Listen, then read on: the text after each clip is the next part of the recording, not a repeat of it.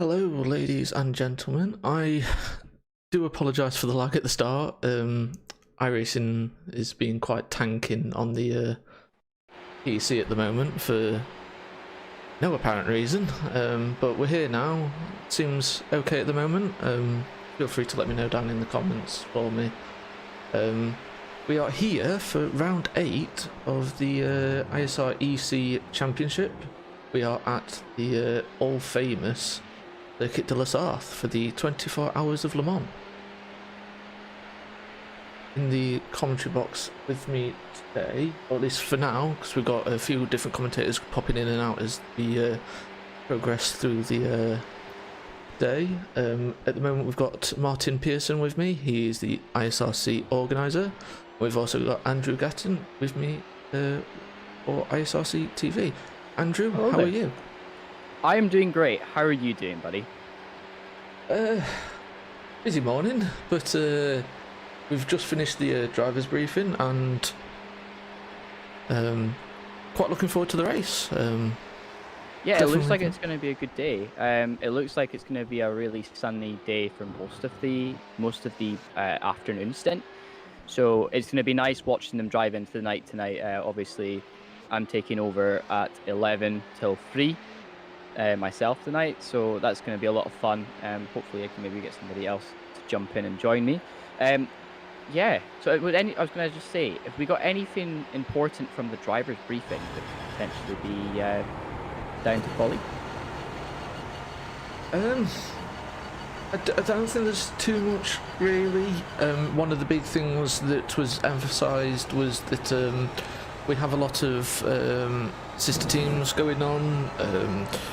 We're riding on board now with Loic, who's with Sapphire Sim Sport Alpha. I know Sapphire Sim Sport have a Bravo car, so when these two meet on track in qualifying, if they do meet in qualifying, Loic is not allowed to purposely slipstream the Bravo car.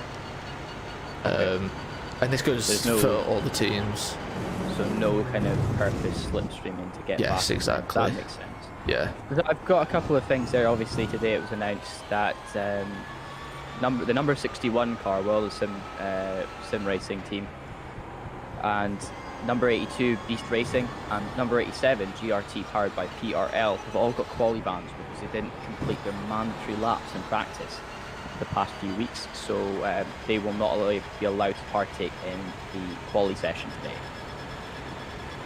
Yeah, one of the rules of ISRC is that all teams, this is the teams, not the drivers individually, they must all complete their 10 laps in the official practices. Le Mans, with it being quite a big event, we actually had a extra 6-hour practice, but unfortunately they did not complete those 10 laps. So yeah, like you say, they're going to have quali bans for the quali bans to contend with for the start of this race. But it's a 24-hour race, so plenty of time to gain back whatever positions they would be losing. So not a huge worry, I don't think, for the teams in question. Yeah, I'm sure actually when it comes down to it as well, some of these guys are really, really skilled drivers, so they won't have too much of a difference when it comes down to pace.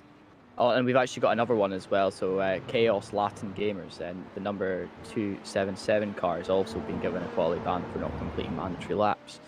I'm just reading through all the instant reports from FP3 and all that, just so that we've got everything works through. It doesn't look like there's too many things that could affect drivers. I think the hashtag racing team were really strong when we were down at the Twin Ring Motegi.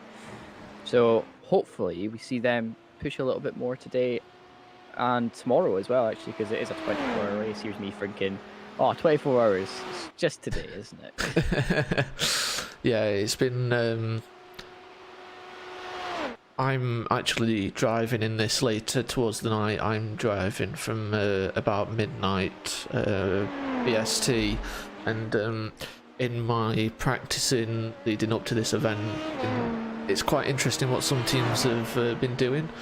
I've noticed a few teams have been doing their minimum 10 laps in the official practice, and then they'll be going away back to their own practice, so no one can get too many clues as to their setups and where they're good and bad in terms of the track and their speed. So I think we've got a fantastic battle that's going to be going on for I won't be surprised for the whole 24 hours of this race.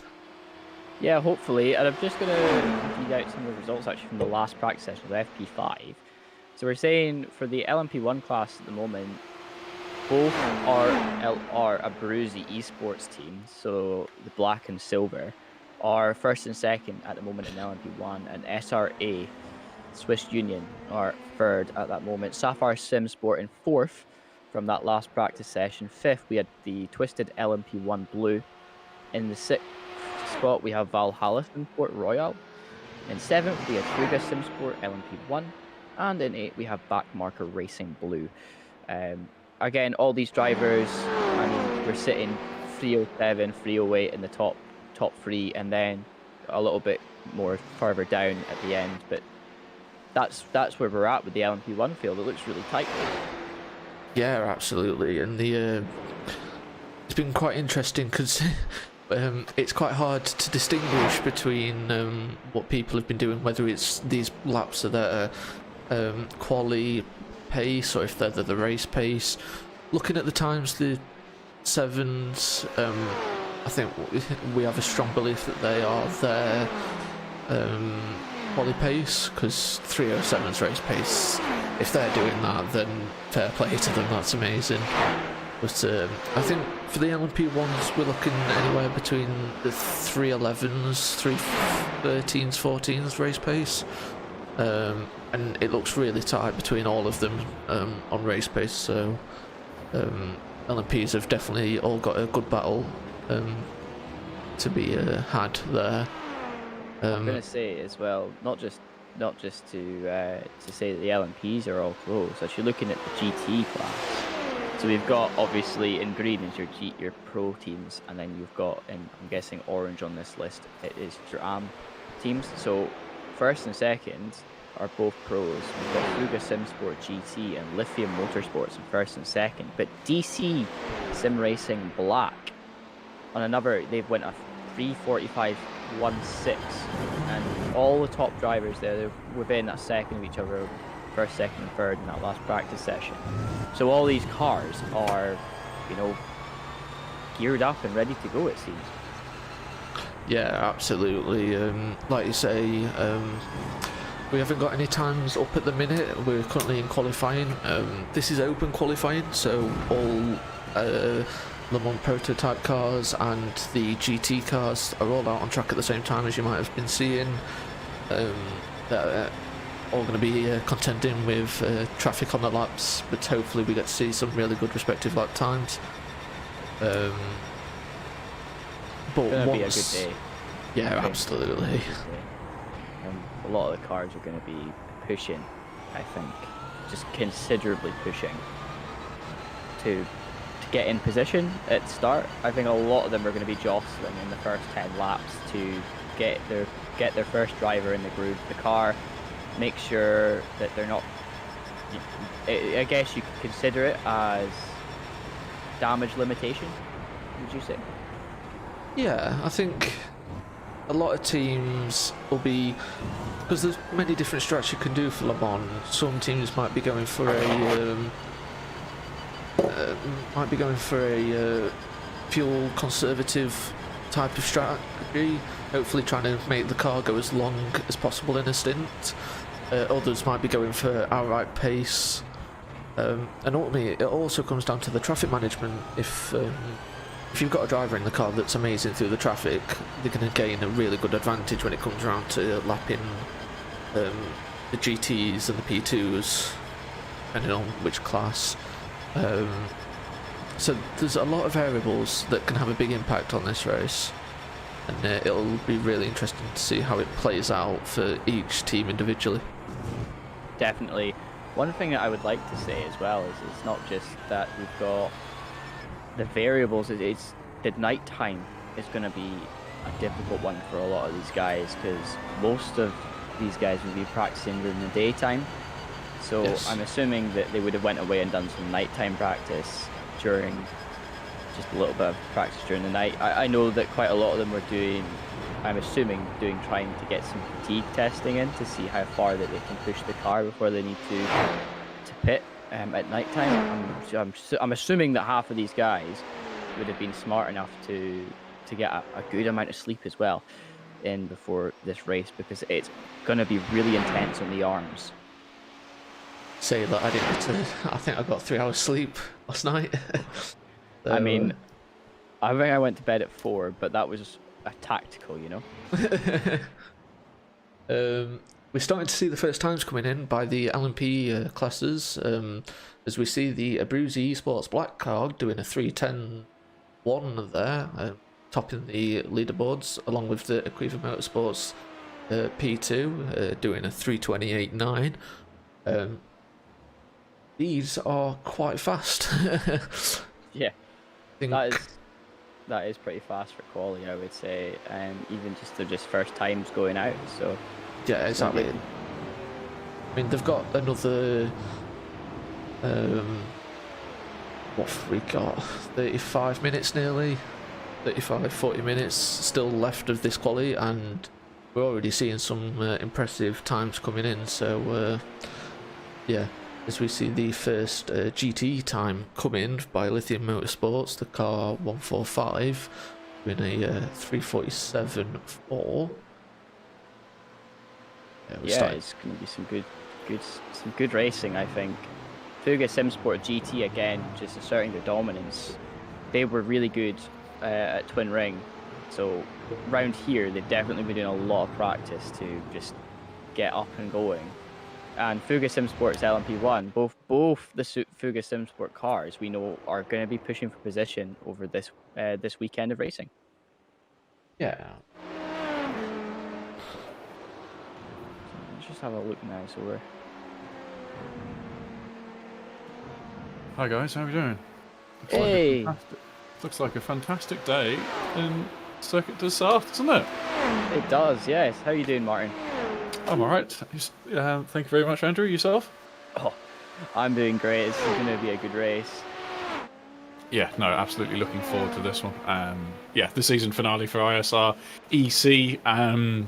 Yeah, this has been building up for nearly 9 months, and to end in a 24-hour race and have a grid of 55 cars, I think we're expecting to turn up today. I think it's just fantastic.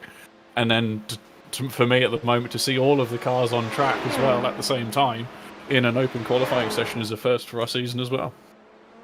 Yeah, because we did it as staged qualifying, didn't we, last time? So we had the LMP cars out on track for the first kind of half an hour. Then we had the GT cars out so that they could have a good run, I'm assuming. I can't remember if that's how we done the last one, so.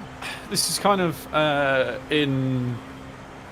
I was going to say shadow, but mirroring the World Endurance Championships. So in their shorter rounds, they have split qualifying between GT and LMP cars, but then at Le Mans, they have... Le Mans has always been open qualifying for all cars, and yeah, but then they also hold, I think, 3 2-hour sessions these days for it, and then okay, last year they added the hyperpole as well, but we're not doing a hyperpole sort of thing. We're harking back to the previous years today of just pure open qualifying and try and give our competitors, you know, as much realism as possible. Yeah, because when they added the hyperpole, there was a lot of hype because all the GT championships were trying to run like a hot pole / hyperpole standard in their kind of endurance championships, like the Nürburgring 24 hours, and a lot of people took to it the wrong way. I mean, do you think that would have maybe went down a little bit wrong here if we did that too? I'm not sure. We haven't received too much, probably a bit of feedback either way, perhaps, about this. There's been a bit of concern, but fundamentally it is a very long race. So yeah, people are more than happy to do whatever. I think, yeah, it's not doing too badly. Yeah, sounds about right. And I think we're having a quick, flick through all the cars right now to make sure we get them all covered. if you guys would like to be able to see, or have we got the spotters guide up on somewhere where everybody can watch from, or? I shall sort that out. That is a very good idea. Yeah, Let- so everybody give me can a get the few spotters guide. seconds.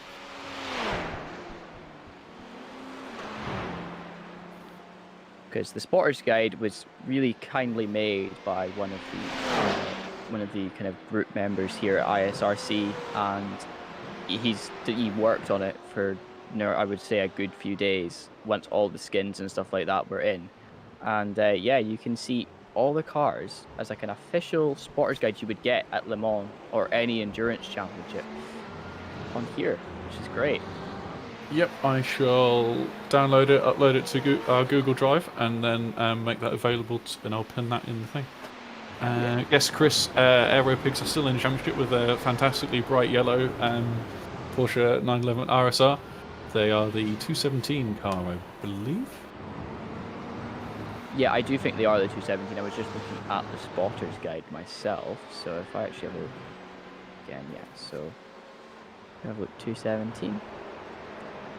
So yeah, Aero Pigs Racing Team, the yellow, the bright yellow Porsche RSR. There it is. Marcus Mistress Pie on screen at the moment, heading out of the first chicane, trying to get as much tow as he can behind that Dallara in front of him. I think 66. I think it might be the DR. It's the FTR car. FTR Esports car is the 56.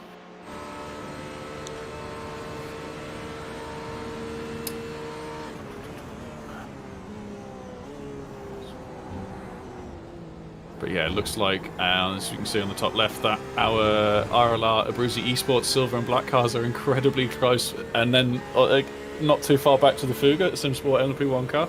So they're all in the pits or on an out lap at the moment. So they will have done their first run through of qualifying. And for the first top 3 cars to be covered just by 16 thousandths of a second.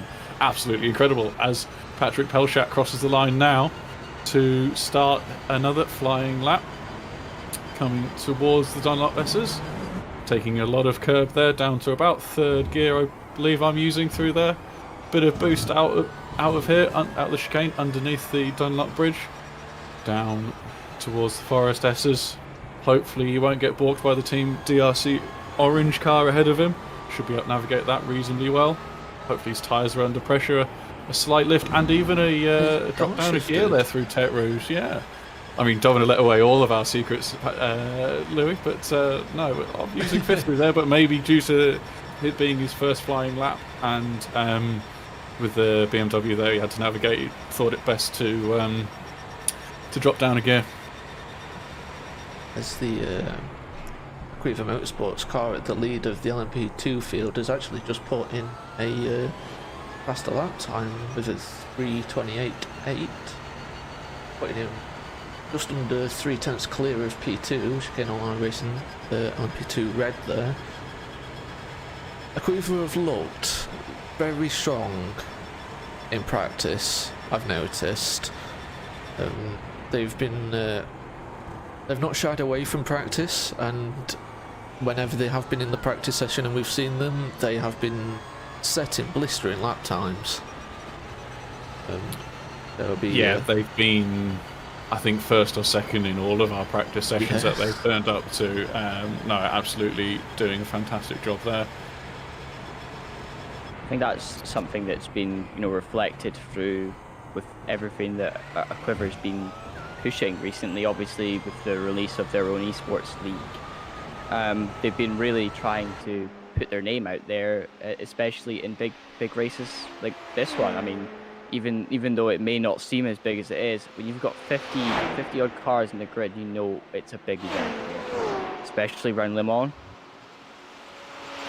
Yeah, absolutely. I mean, it's for Le Mans we opened the sign-ups to one-off entries.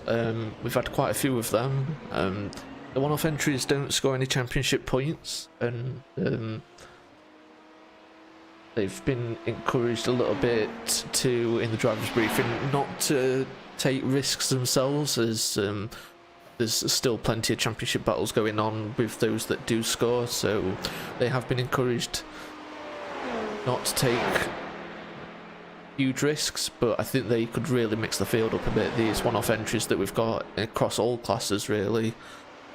Yeah, as Patrick Pelchat's just been balked by his own team car in LMP2. So as you say, Louis, one of those one-off entries is that LMP2 Fuga Sim Sport car of the number 90 that's behind him. So unfortunately, Patrick will not go any quicker this lap.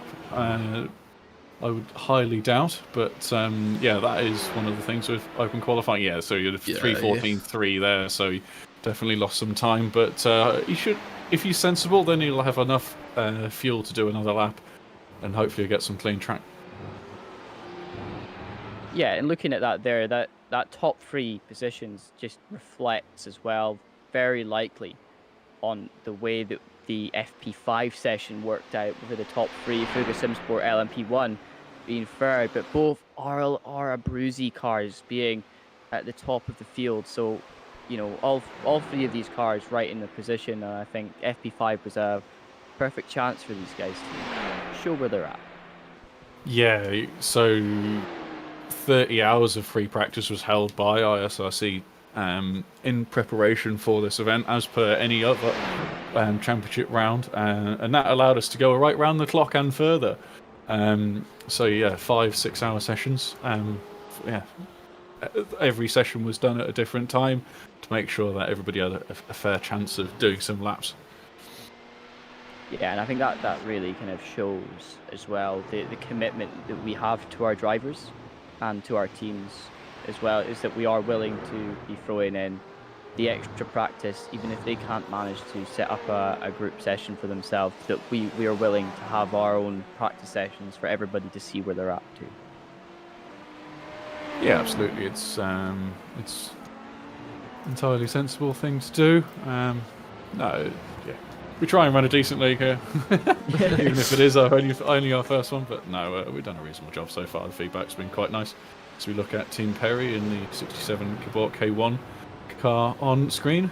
He has just done a 3:31.649, so up to top 10 in the LMP2 grid, doing a decent job there. A couple of the Cabot drivers, sorry, I was just going to say, a couple of the Cabot drivers are really quick guys. We've seen them in the Equiver Championship, most of them driving in the GT car field. One of them was driving in the Lambo, if I remember, and was just having, you know, he had a really good round at Spa, and then when it came to Watkins Glen, it was quite a slow one for him. So yeah, Cabot looking to put some positions on the map today, I think. Yeah, Louis, have you got the championship results or the current championship points around? Just wondering if we could have a look at those halfway through our qualifying session. As we see Patrick Pelchat and the Fuga LMP1 car go around the outside of Michael Dubois, who's hit the wall. And he's hit the wall again as a result. I think he knocked the suspension out on his C8 Corvette there, but no, he's fine to reset and go again. It's very unfortunate. I think he might have caught a little bit of aero wash and tried to squeeze in. I don't think he realised what position really like the other car was in the track in comparison, and he just tapped the wall. That was enough to just send him into the other one and ruined that poor, beautiful Corvette as much as I'm wearing a Corvette top today.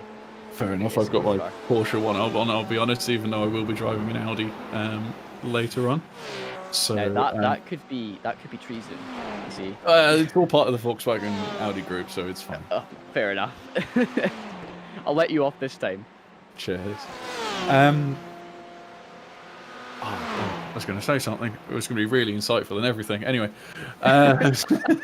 so we've got Team DRC Orange at the head of the GTE field at the moment, 3:46.5.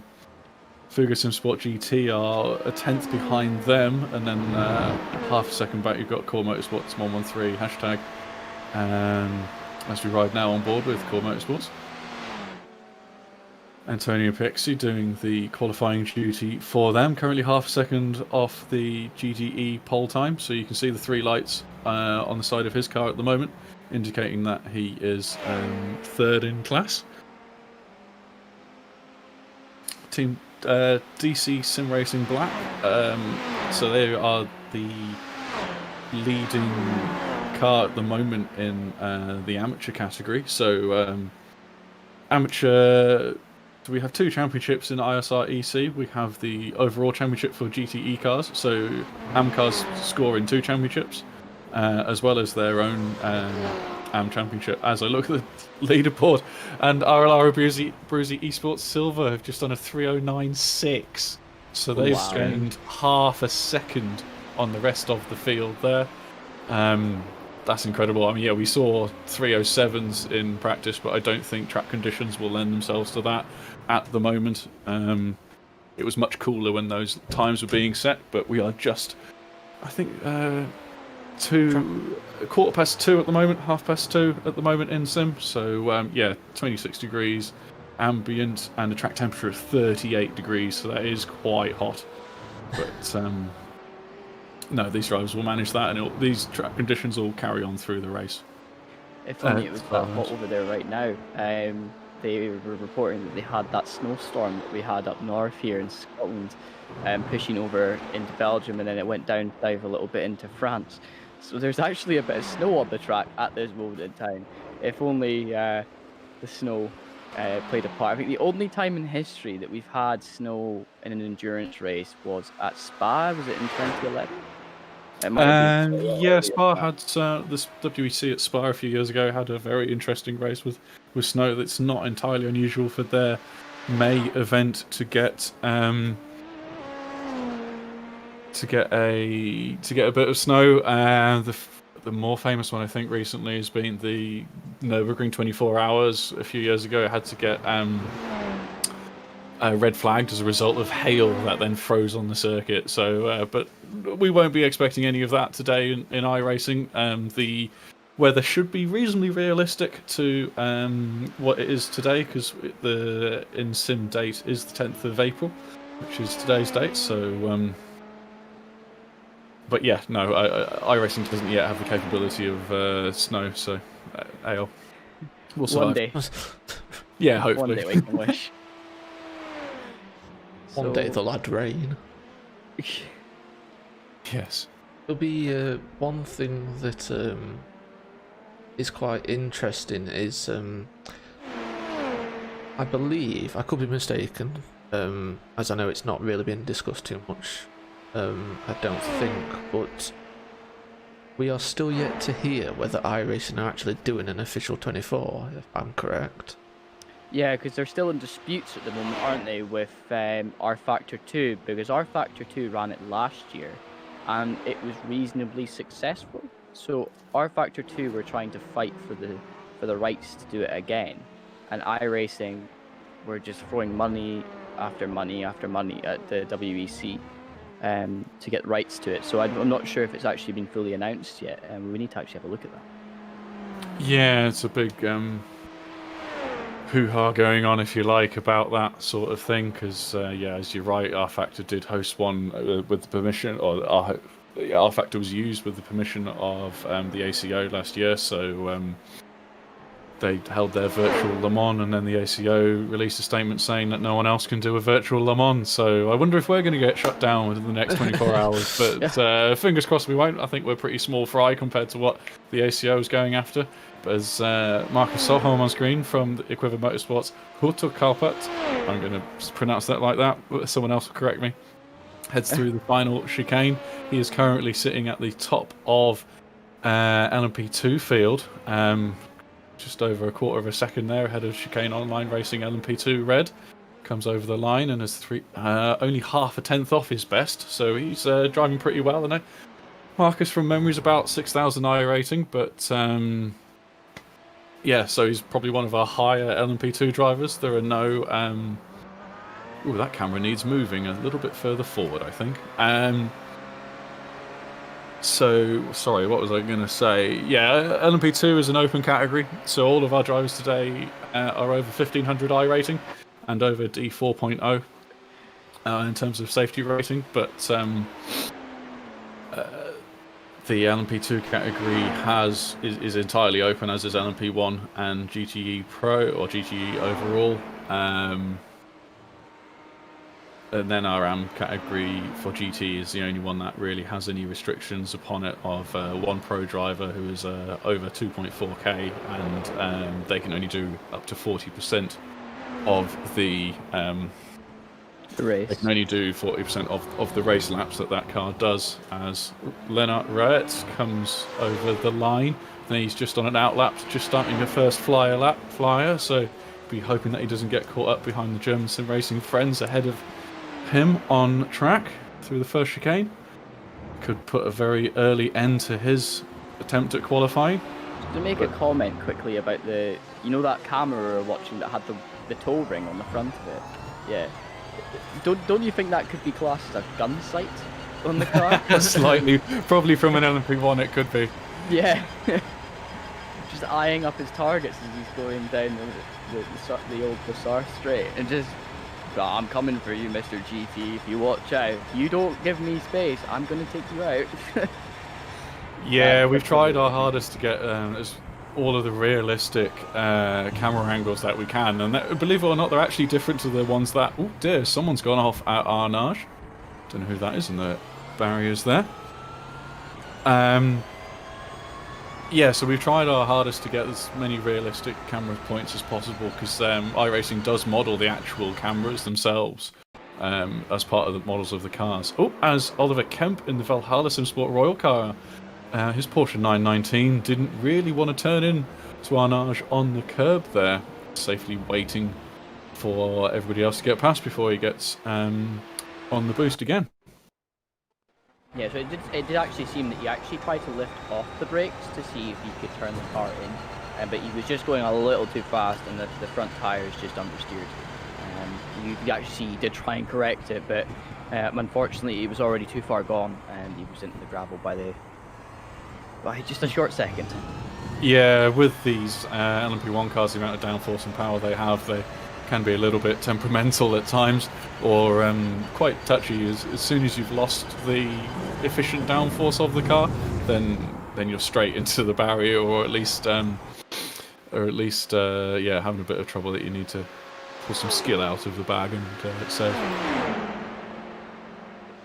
I think it's incredibly difficult to drive these tracks, especially with an LMP1 or an LMP2, just because, one, the amount of people you know personally that are faster than you, and you're trying to get better, I guess, is one thing that kind of plays on everybody's mind when they're starting out. But as well as that, you've also got just the intensity that these tracks bring to them, the atmosphere, with the way that you're driving this car around like this historic track. It can really play such a part whether you're going to have a good race or a bad race, because you might just get caught up in the feelings of thinking, oh, I'm driving around Le Mans and then Porsche 919 here, this is fantastic, and then you're into the wall at Arnage because you were thinking about that. So speaking from experience, unfortunately. Yeah, no, they're a fantastic car to drive, but yes, they're certainly a step up from everything else. I'm going to say, certainly on the roadside. I mean, any dirt driving is obviously very, very different again. There's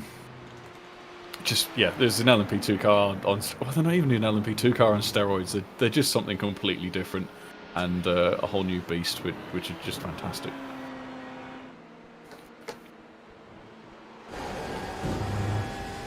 And actually talking about that as well, see the new LMH category.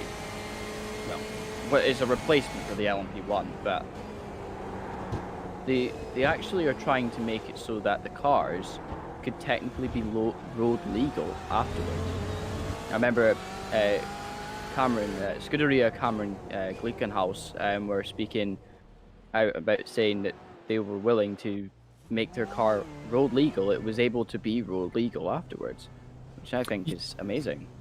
Yeah, so one of the avenues that you can now do Le Mans prototype racing within the top class will be, you can either make a road legal car, like a homologated special almost, or I think there's a more of a chassis and put your own engine in it sort of avenue as well. So There are definitely multiple ways to go around it nowadays, which is fantastic. It's getting a lot of interest from big OEMs, which is what everybody wants, because everybody wants to see lots of cars on track, fundamentally.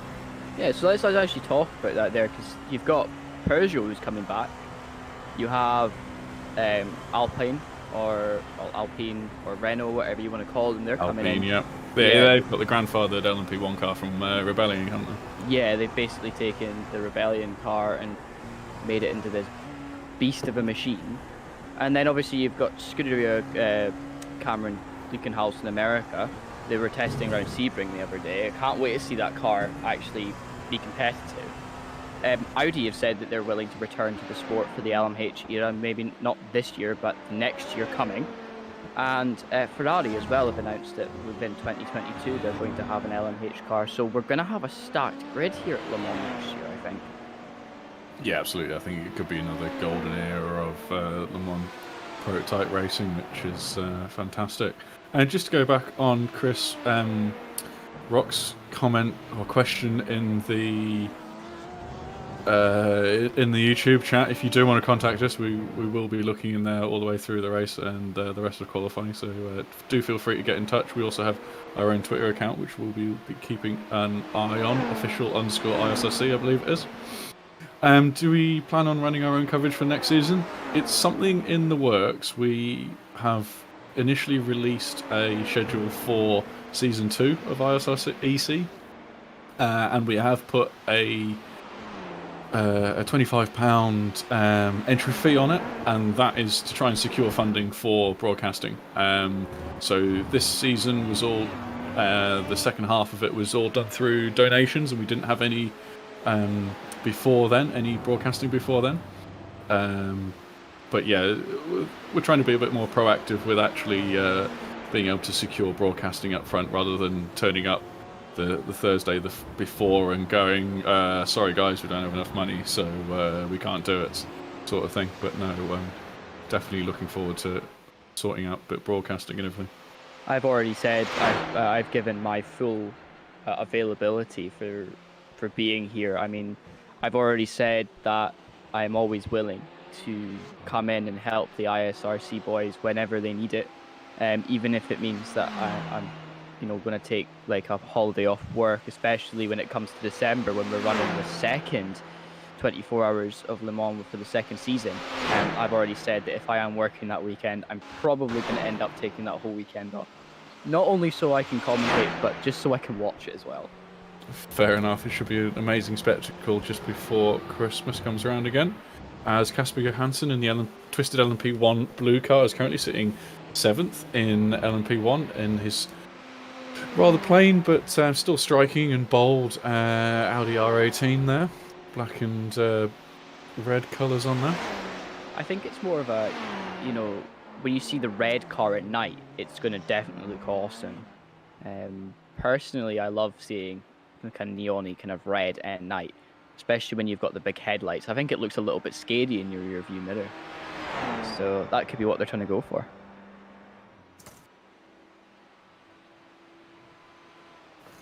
Oliver Kemp driving around at the moment for Valhalla Sim Sport. He was driving the Porsche 919 there as well. He was having a good run. Got Marcus Rollpack for Lithium. Is that Lithium? I can't read. Prism Sim Racing. So yeah, these guys in the 169 are one-off entries for today or the next 24 hours. Yeah, fantastic to see, and everyone was wowed at their when they revealed their livery in the Discord channel. So everybody loves it. Very striking. Yeah, it's fantastic. I really do like it. I actually was speaking to a couple of guys, my co-commentators at the Invictus Racing League, and they were coming to watch the race today because just, it's just 24 hours of Le Mans, you can't miss that. And I told them about the Spotters Guide, and we've shown them some of the cars, and they just went, oh my god, these liveries are fantastic. I mean, that livery there that Prism is running is really cool, and whoever designed that should really give himself a pat on the back. Yeah, no, it's fantastic. As we ride on board now with Keys Eiserman in his Backmarker Racing Orange GTE Pro Corvette. These guys have been stoic throughout the championship so far. They were initially entered as a GTE AM entry, but then two of their drivers, both Case and Ed Cookstess,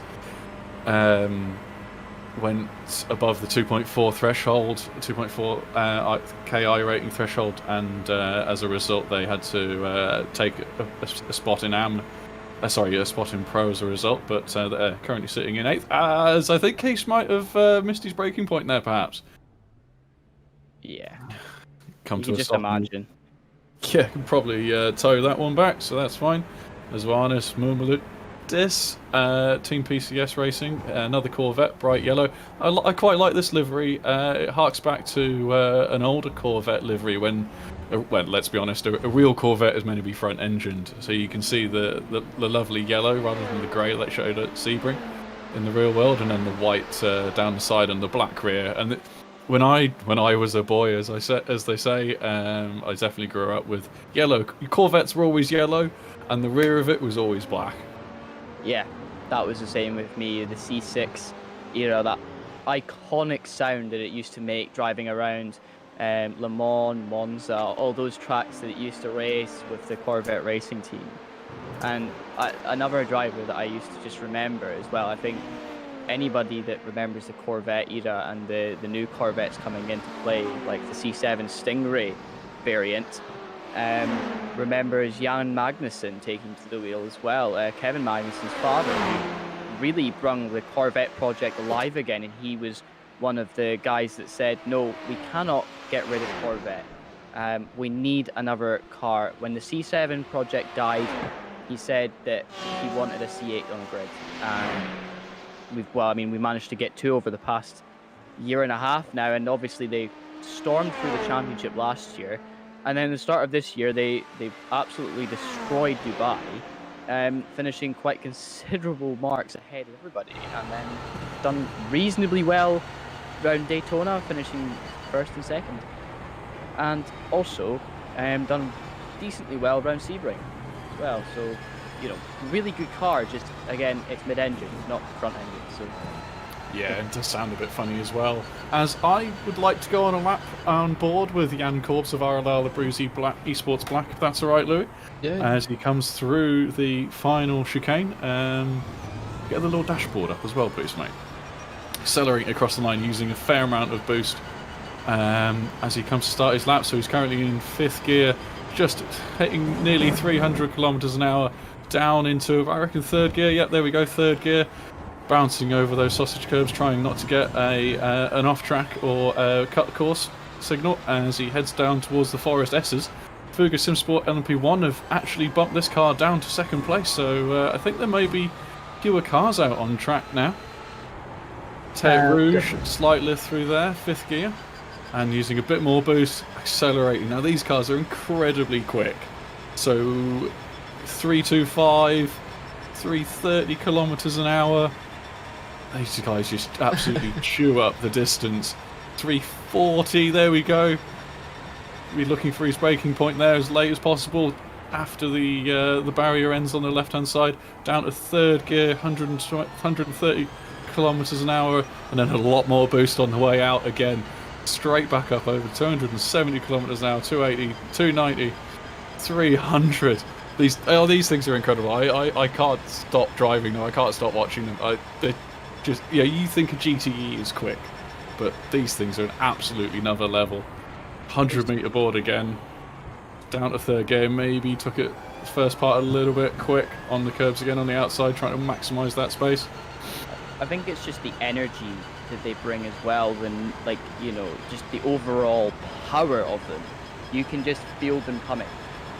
Even if you're not even driving one, you're in a GT car. That guy saw him coming from a mile away because he could probably hear him in the background, thundering down straight as he comes through Arnage. A little bit rough. Yeah, Mulsanne corner was not particularly smooth there. Jan Korbs would be regretting that, I think, but he's had a relatively clean lap so far. So even with that mistake, he might be able to go a little bit quicker, perhaps, as one of the Equiva LMP2 cars is ahead. and this might compromise its line into Indianapolis. A little bit of a slide there, down to third gear, using all of the curb on exit, and then he'll be lining up this I think that's Sapphire Sim Sport Bravo car ahead, out of Arnage, using again some more boost, hitting again 290. He'll probably hit 300 k's. There we go, 300 k's in sixth gear. Now the best section of the entire track. Sorry? Now the best section of the entire track, fifth gear, flat out the entire time, not lifting until you're going the right side here. Oh, as he's come across the 27 Motorsports car there, and he's had to back off. Ah, great The lap. 27 Motorsport car's been kind of in the middle of everything today. We saw him actually accidentally get in the way of another car earlier. It wasn't intentional. He just seems to be at the wrong place at the wrong time. Yeah, but that's what happens, isn't it? I mean, fundamentally, we're an open qualifying session, so yeah, that's what's going to happen today, I'm afraid. Currently, you're amazed with the speed that these LMP1 cars are getting, but think back of your head that they've got a hypercar coming this year, and probably soon in iRacing in a couple of years, and that's even quicker than the LMP1 cars are currently going. Yeah, we were just talking about that, weren't we, Martin, about the LMH era. It's going to be awesome to see these cars drive around the track, don't you think? Definitely, but we have to wait a while for them to come into iRacing. It's gonna yeah. It's going to be a long wait, but hopefully it's going to be worth it. It'll be a good one. Yeah, absolutely. As I think Jan Korb's just looking for a spot in traffic. Oh, as Marcus Solholm absolutely, if he does that in the race, I think he might lunge his engine. Unfortunately, and I think that's a quicker him being done for the qualifying, because he's not going to be able to go out and set another lap. You are correct. We are 2 minutes left in qualifying, so he's not going to be able to do another lap. As Josh Falkers is on screen for Sapphire Sim Sport Bravo. Quite a quick driver is Josh. I think he's only like 3k or something at the moment, but his talent certainly outweighs his rating at the moment. iRacing doesn't always say everything. No, absolutely right. No, he's coming into the second chicane, currently sitting fourth in class. Nice and smooth power. You just feel the difference in speed between these and the LMP1 cars, and these aren't slow cars. What have we got? About a 20-second gap over the lap between the lead LMP1, the Bruce Esports silver car, and the River Motorsport car. 20 seconds, and I don't know how to describe it other than you wouldn't think it was 20 seconds between the two. When you put them side by side, you would not think that at all, but it just, the downforce levels of the P1 cars over the P2, and then the addition of the hybrid, it's little things soon add up to huge amounts of time. Also, the track being currently, 38 degrees last time I checked. It's way too hot, and it's really big challenge for the guys currently out on track with only 30 seconds left to go in this qualifying.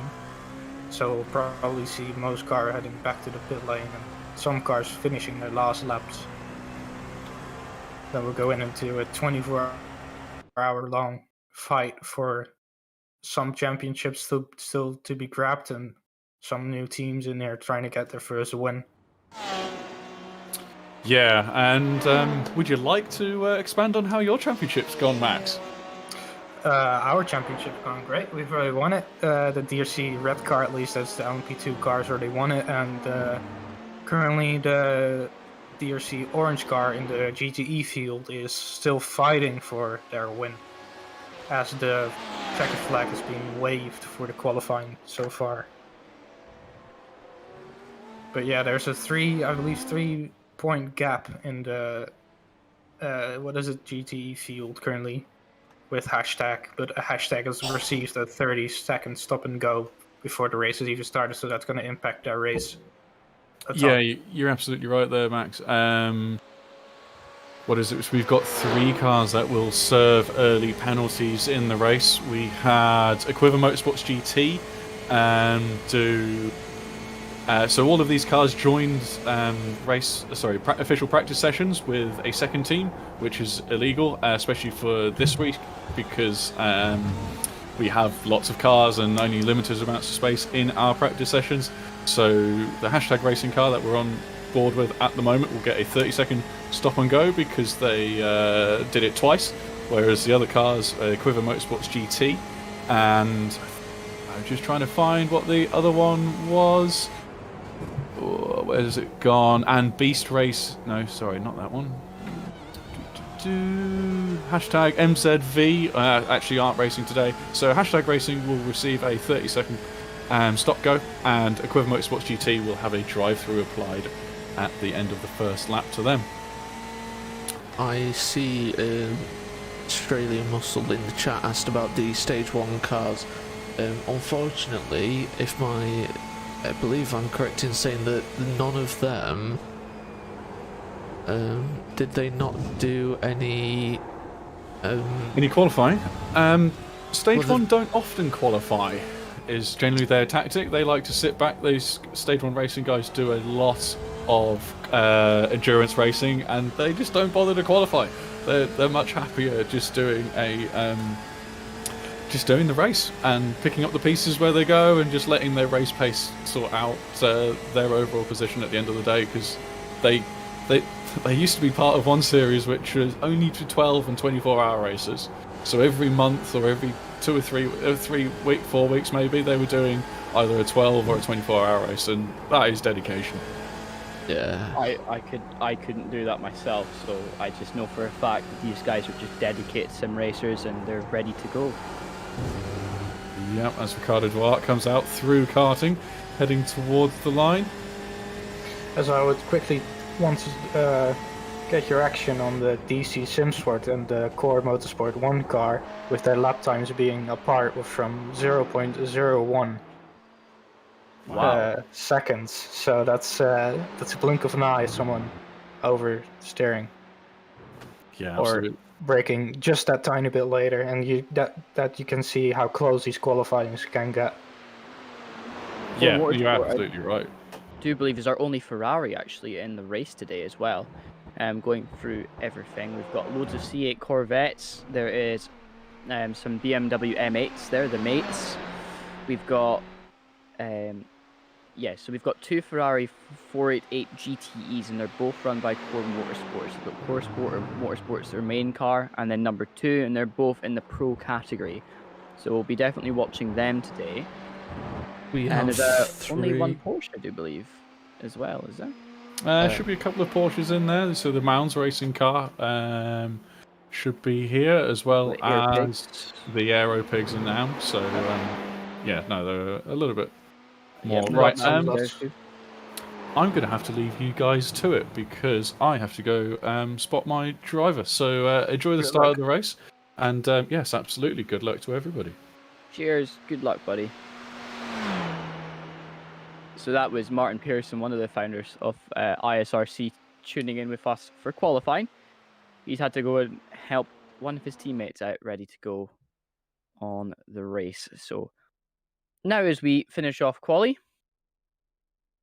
we're now just going to be just waiting for everything to run up on the field. So we're actually just waiting for a few cars actually just to finish.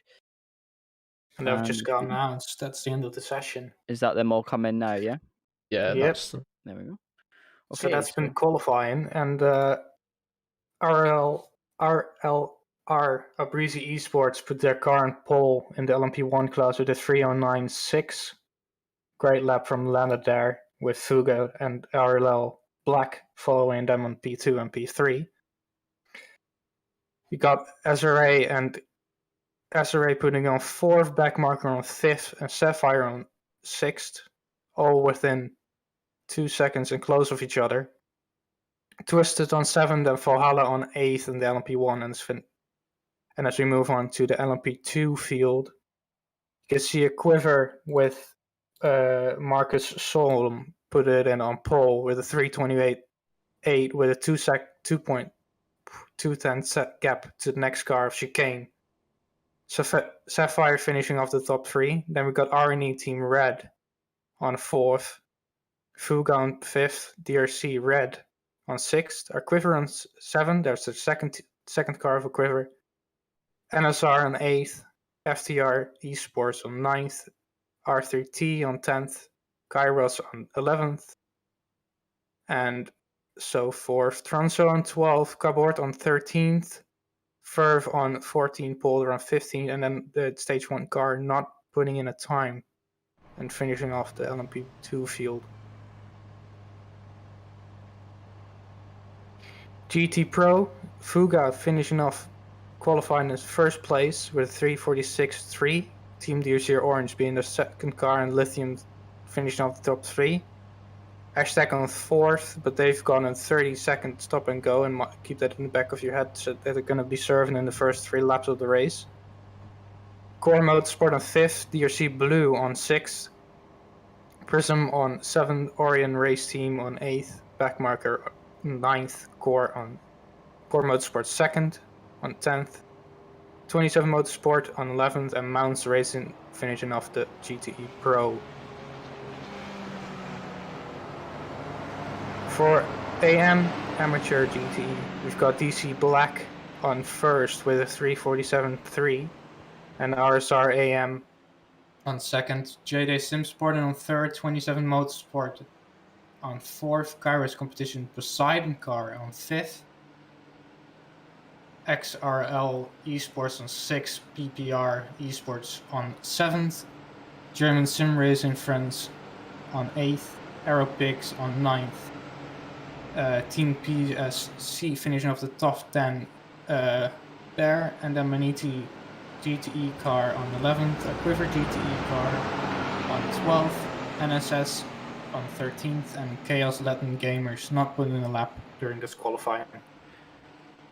Talking about that, Chaos, they actually had a quali ban, so that's why they never got a time in. And actually talking about some of the other drivers there that we saw on the grid, not being able to do their 10 laps minimum in practice. So Definitely. we're going to be at a point where we need to be in a position to watch all these guys. As Louis, your stream has ended on Discord. I don't know why. It's killed itself. So I am. I hope the stream on YouTube is still continuing. Otherwise, I will quickly put open the stream for my. The cars were a little bit glitchy, but they're managing. They've had a bit of fun. You can see, So I'll just you quickly join on mine. It's the best currently we have. We're going to see something else that probably you guys on YouTube will be seeing, but then here we go. The LMP1 cars, first cars going single wide as they're coming to the green, and they're waiting. RSL waiting, still waiting. And they're off. The LMP1 cars are off. RSL Leonard starting first, and Fuga following them closely. Yes, Fuga goes around the outside for a move. Fuga having an awesome start. Yeah, definitely using the R18 having a bit more of a sharper boost there. Yeah, definitely. There's a difference. Put himself into the lead off through the Dunlop S's.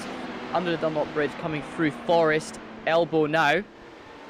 They're gonna have to put up something big, but the Porsche has a big boost advantage on the straight that they're gonna need to worry about. But hoping that the Audi can do something great here. It's also slightly better on the slipstream here, so that Audi, as you can see, he did boost out of the corner, coming down onto the straight, the first straight before we have the chicane. The Audi still managing to get away. I don't think that Porsche had a very good exit on that corner, but they're all pretty much training each other down into the first chicane now, braking at the 100 mark, coming in really tight there from the Porsche, the number 17 Porsche behind. Still really close fighting there as they try and evade their slipstream, as a car in the back, I believe that is the 23, makes a move. But let's see how the LMP2s have come off. With the Quiver car having a great start here, second lead gap over the P2, and the rest already following, as they've now gone into the first chicane on the Mulsanne straight. Mark is having a very good run actually through. He's having a great run here, already a second lap second gap. The rest of the field is pretty close. As we've got the 88 car there, trying to make a move on the inside of the R&E car with a great slipstream and a great exit there, but the R&E car has the slipstream advantage on the 69 car. As 52 also starts to make an overtake. We're actually looking on the stream at the moment. We're down in the GT Palm and the GT field as they're coming through down there. Great. We have the RSR Esports amateur team in the lead for the amateur side, and Core Motorsports just running in fourth for the pros at the moment. That's what I can see. But it's really good work from them. Fantastic noise as the cars come flying down through there. You can hear the distinct flat six engine of the Porsche, but at the same time, that V8 engine that's sitting nicely planted inside the Corvette. Oh, and one car's out. We've had an incident. One of the M8s has crashed coming out of the second chicane. I do believe he didn't have many contact with any of the other cars, but he has tapped the wall, and it did look like he was a little bit stranded there. So hopefully he manages to get the car moving again and back into the pits to get a quick repair at least.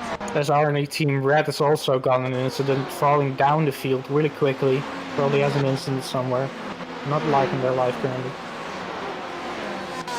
As I move to see what happened to them, they've come to the back of the LMP2 field, probably with an incident earlier on.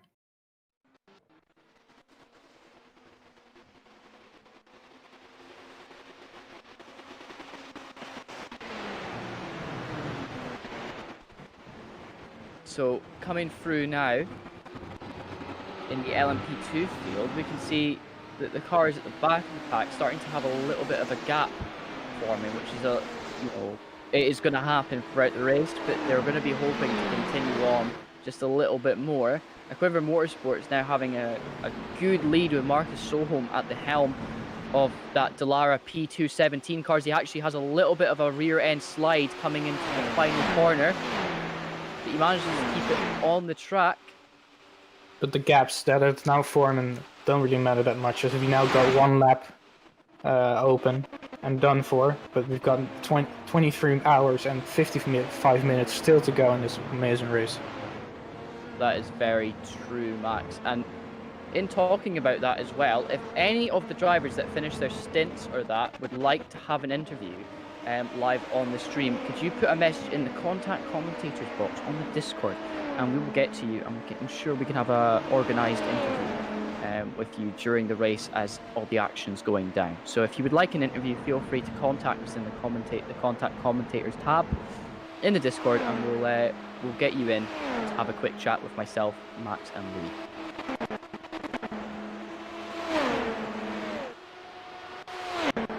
So looking at the back of the pack still, there's not too much action happened. I do believe the car that went in to the pits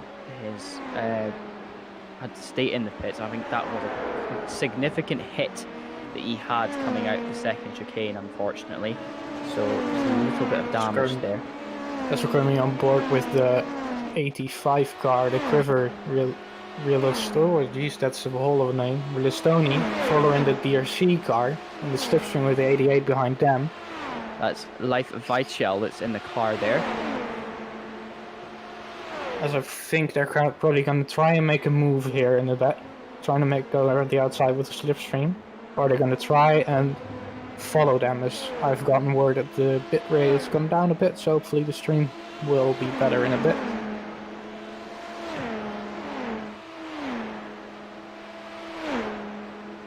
Yeah, one of the downsides to moving house is that you also lose the really nice internet that you used to have.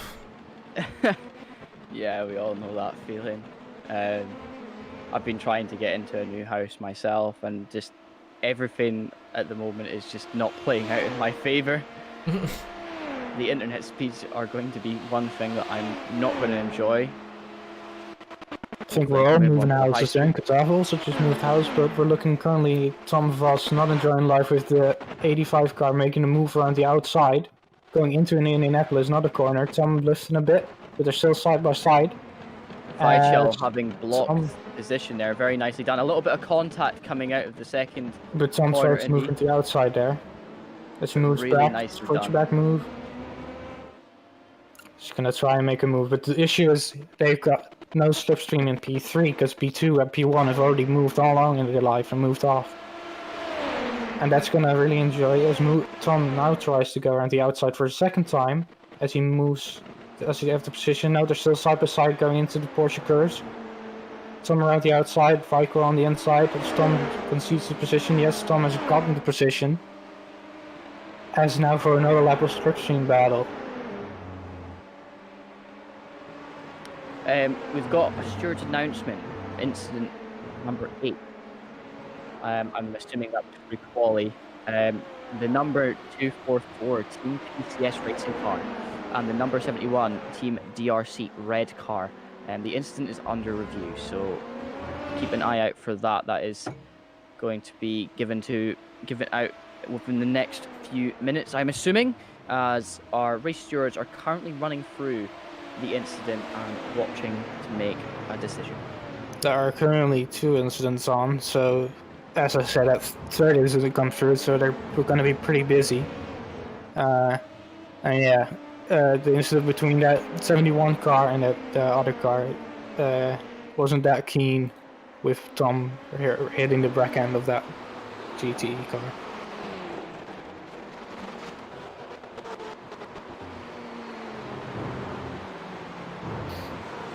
As I believe Tom has gotten a slowdown and needs to concede some time.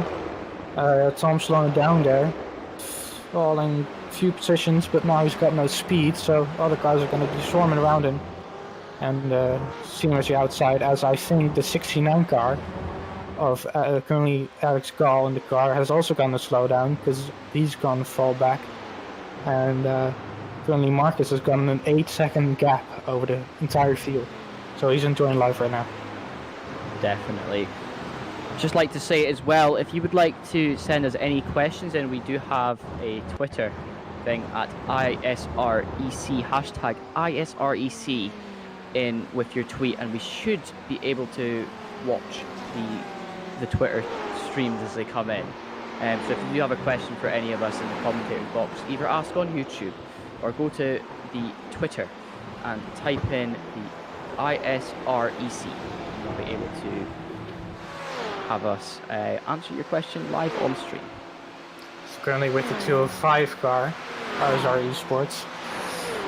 As he's in the slipstream of the 212 car, he's going to try and look on the outside. Looks like there's a bit of damage on the front of the 121 car. Sorry for my pronunciation there. As he moves to the outside, and I think he's gotten the position of what seems to be an amateur car overtaking a pro car.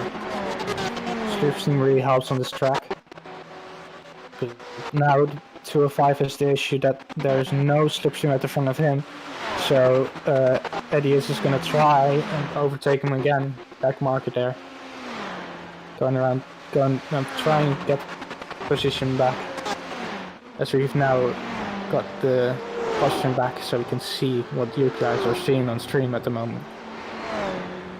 The connection may not be the best, but we do have the live stream up. We are looking to solve the problem for you guys, so please do stay with us. So just talking about that the incident number 8 that happened on track between the 244 car and the number 71, there will be no further action taken on that. And actually, just as I say that, there's another incident that's just come in between the number 211 car, the NSS Racing Red, and the number 111 hashtag racing car. The incident is currently under review, and that was 5 minutes 40 into the race. So we're now on board with Marion in the 52 car in currently P8, trying to get back to the FTR car because there seemed to be falling some gap between those.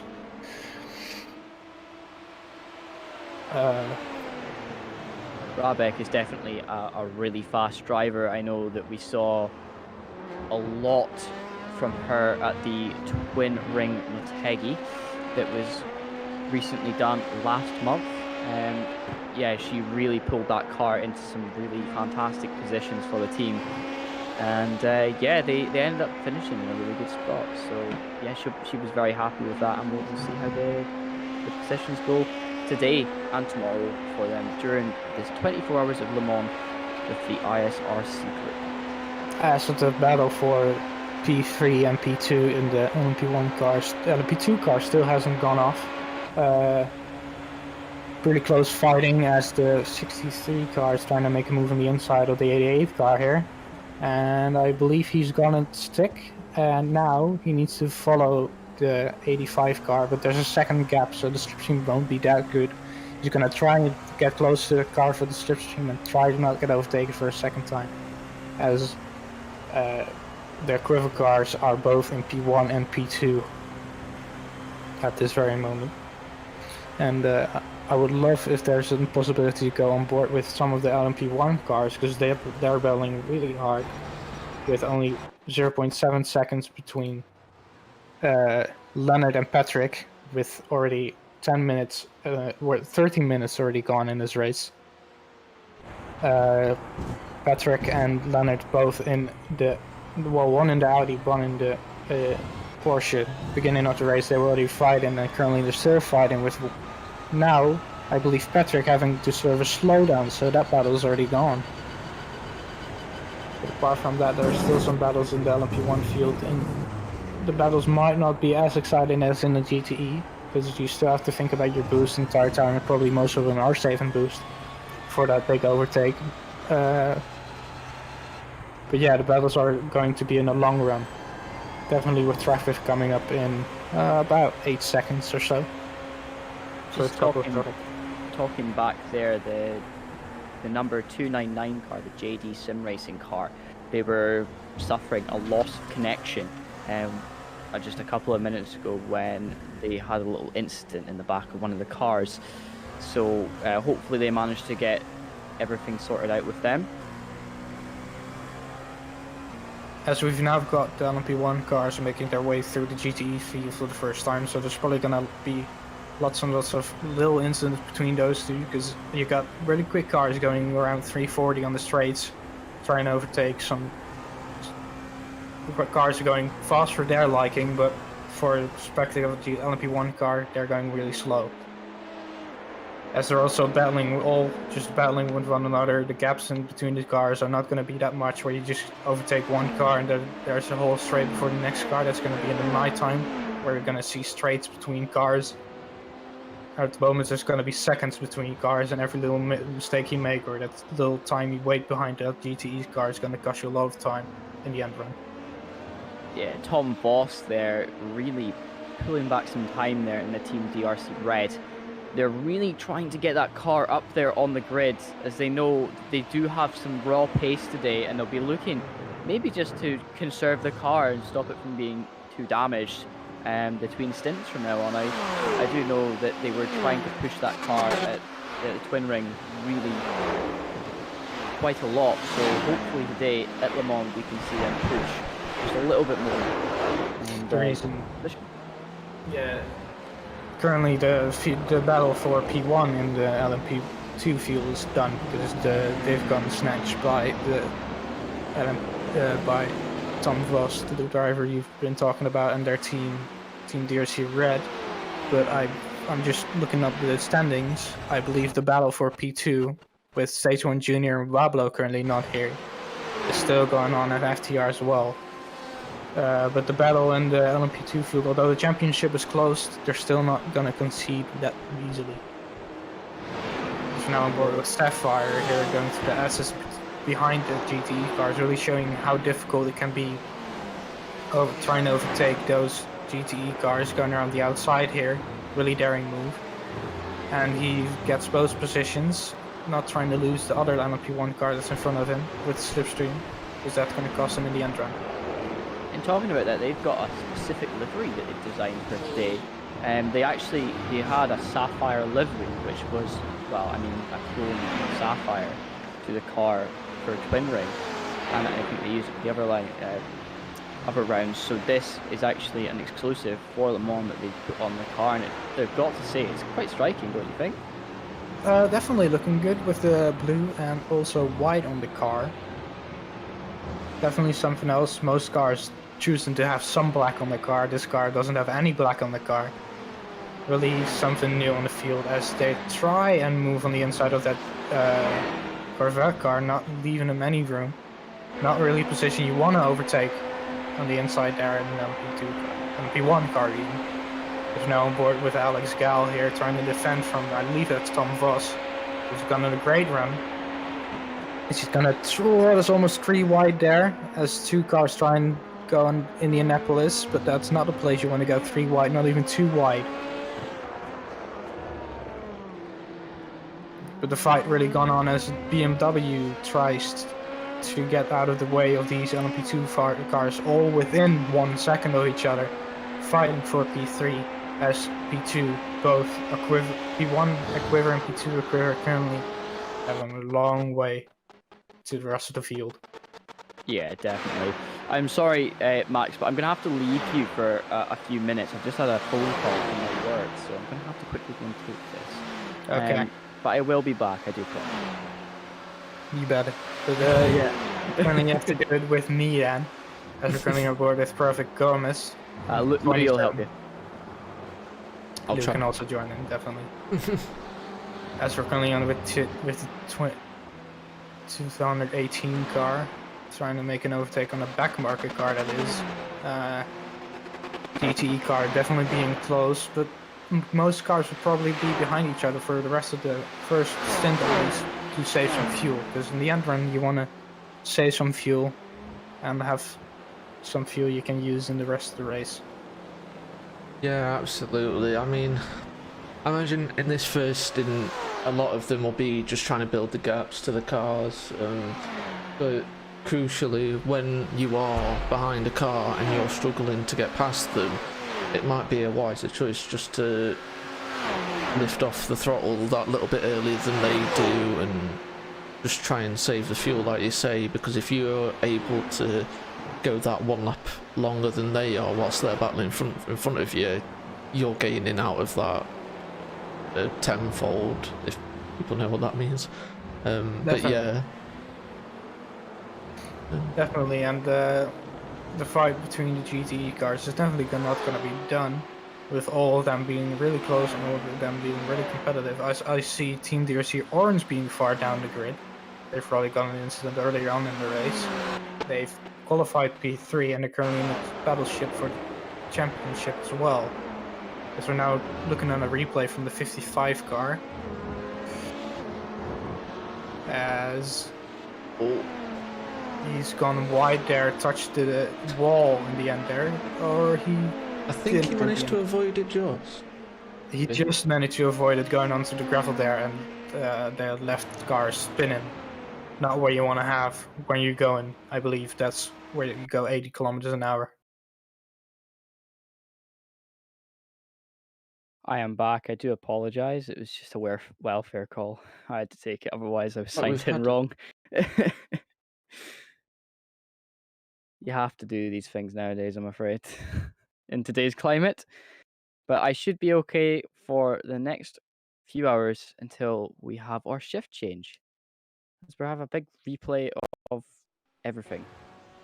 Replay of the replay. Yeah, a replay of the replay of the replay. Sounds about right. So we're back on with Jan Korp's big name in the LMP1 field, being almost there in every single race. Currently driving with the RLR car, fighting with the Fuga car. Probably made a little incident or got stuck between some GTE cars. As now both RLR cars are on first place there. First and second place in the LMP1 field, as we've now gone past the 20-minute mark in the first hour.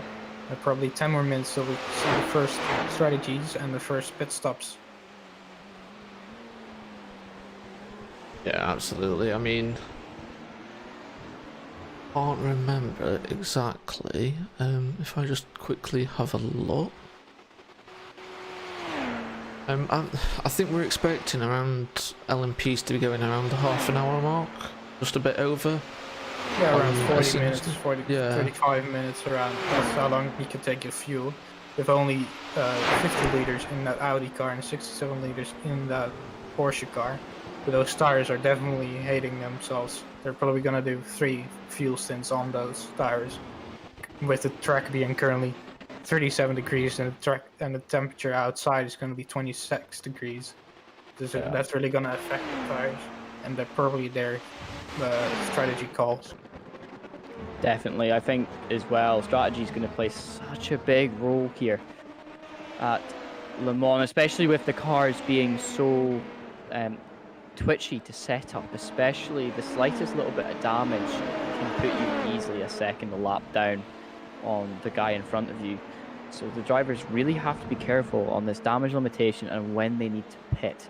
It's going to be probably when the first driver pits in the LMP1 field will be when the big trains start thinking about it, and all the team strategists that are sitting in with the drivers right now will be thinking, right, okay, they've pitted, let's have a go. And that'll be probably the way that it'll work out for them. As we've gotten the word from the stewards with the 211 NSS Racing red car and the hashtag racing car, there's gone on the review and they've gone no further action, and we've gotten a black backmarker racing orange, and Core Motorsport number 2 is also gone on the review. That makes sense. I think we saw that instant live on the camera. So as we see SRA Simons Amoser coming down the back straight now. He's really putting his foot down now. Looked like he may have gone a slowdown there with how wide he went. The twisted LMP1 car, that bright red car, following not too far behind in the Audi R18. We know that car can be a lot quicker out the corners with this quick boost activation. But as we know, Porsche has a long, heavy boost, which just gives it a little bit of edge on the straights. Yeah, but then the top speed limitation of the Porsche really nixes it in the long run, and with that being the Audi, the sometimes quicker car in grid. Although I say that, we've got a Porsche car currently with 2.4 second gap at the lead. But yeah, the top speed of that Audi is easily gonna get 350 in some substreams, but the Porsche car is limited to 335 if I'm correct. So that's 15 kilometers you are gonna lose on the straights, that you're gonna try and gain back on some places, probably strategy and or pit stops and also the corners, which sometimes the Audi can be better.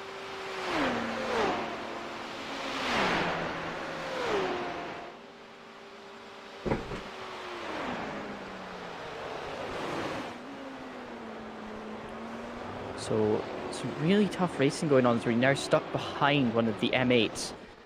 Those scary big boy cars that can be quite scary to look at when you're in an LMP2. I know that for a fact. And you can just see right now is both cars that were stuck there managed to get past with ease. It's that M8. I think really did try and let them pass. There was nothing that he could do round that corner, but once that corner was over, they could definitely let him pass. Let the other guys pass, sorry. So really good work from them. Currently on board with we were on board with the Sapphire car, we're currently on board with the Core Motorsports car. One of the few Ferraris we've actually gone red. I believe there's only 3, including this one. Most people opt in to choose for the Corvette or the BMW. Some cars also choose the Porsche. But the Core Motorsports currently in P3, hunting down Lithium Motorsports car, really enjoying themselves. But we've got Fuga Motorsports a long way away. As also Team DRC Orange is trying to make their way back on the field, as they're also still in the championship fight. I'm gonna try and look at the standings, what the gap for the GTE Pro is. As Team DRC Orange has 130 points and Hashtag is only 3 points behind him, and Fuga is also a bit behind him. That's 18 points that they're behind him. So currently, if there's a red flag currently for the next 24 hours, Fuga Motorsport would win the GTE Pro Championship. Yeah, Fuga have been such a strong independent figure here over the ISREC season. Obviously, they done really well at Twin Ring when I was commentating on that race, the 6 hours of Twin Ring Motegi, and they're definitely in strong contention today to definitely take another win here at Le Mans and secure what is probably one of the best titles that anybody could ever win in a sim racing crown, and that is the 24 Hours of Le Mans and also the whole championship in whole for the ISREC Season 1, Season 2. So it's great. Exactly, with they might have a 2-second gap, or I believe it's 2 seconds at the starting moment that Fuga has, and the rest of the GTE field, but there's still 23 hours and 30 minutes to go.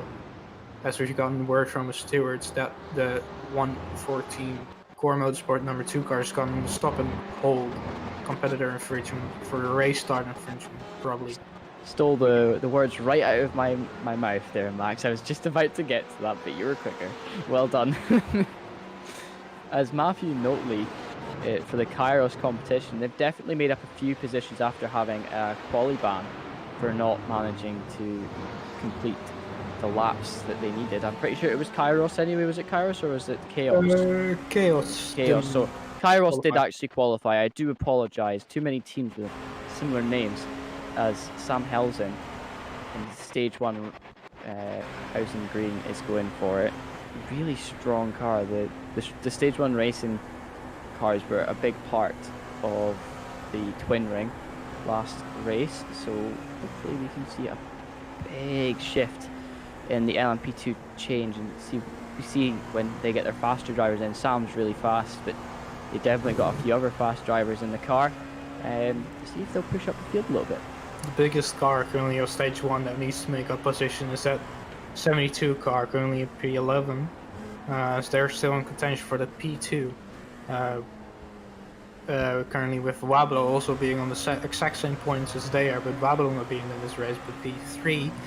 That being, I need to look that up because I don't have that remembered in my head. FTR, and their FTR is currently in P5,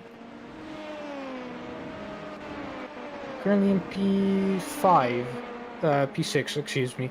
So they go into that as well. Sorry, just to cut in there. We've got incident number 11 just come up from 10 minutes 40, and that was the 169 Prism Sim Racing and the 217 Aero Pigs Racing Team's incident. It's been noted and is under review at the moment. Carry on. But yeah, the championship's still lively. In the LMP1, as I'm gonna quickly run down those for you guys. The LMP1 battle between Fuga and Back Motorsports, only 7-point difference really going at it for that championship fight. But those are all our cars are gonna be snatching. Although they won't be getting those points because they're a one-off entry, they will be going for that win. In the LMP2 field, the winner's already been decided. That's going to be Team DRC Red. They won the championship last time out, but battle for P2 is only 14-point difference between Stage 1 and FTR, and Wablo not being here currently, but they're also in P2. As for the GTE Pro, the championship is very lively, with Team DRC Orange having won 30 points and Hashtag only 3 points behind them. But Fuga's also maybe be in contention with both both Hashtag and DRC Orange both being far down the grid. Sorry, Max. Can I just cut in again? There's been a decision made on the 169, on the 217 Aero Pigs Racing Team, so that bright yellow Porsche RSR. They've been given a stop and hold penalty for an unsafe rejoin on the track surface. So they are given a stop hold for an unsafe rejoin onto the track.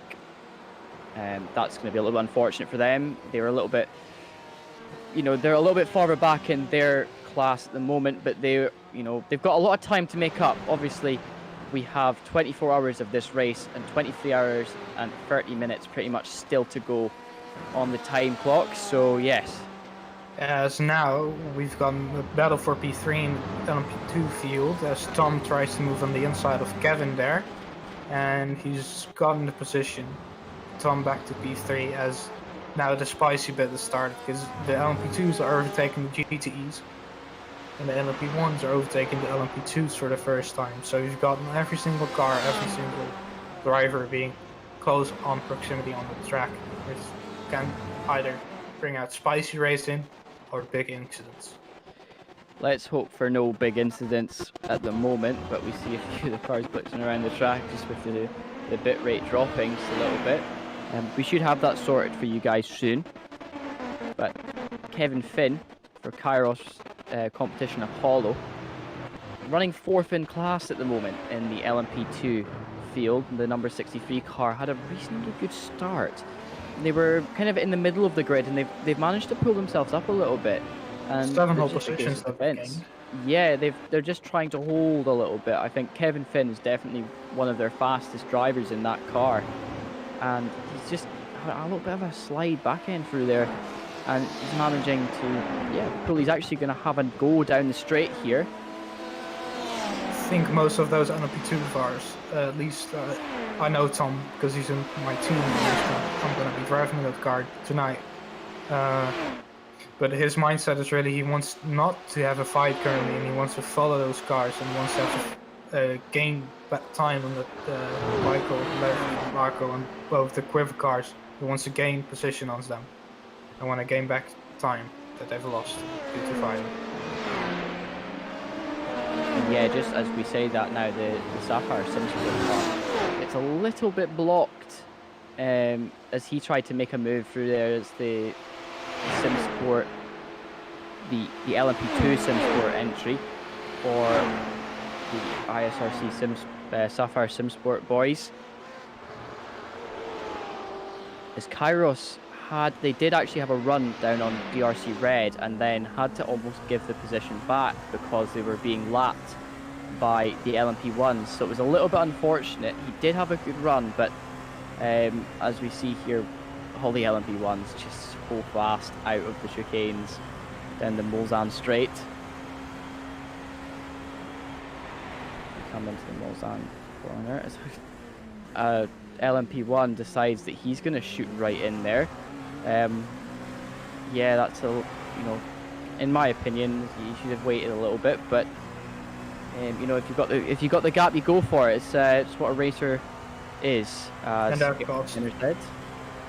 cost Kevin there about half a second due to that LMP1 car diving down his inside, and that's really what you see with these endurance races and multi-class races.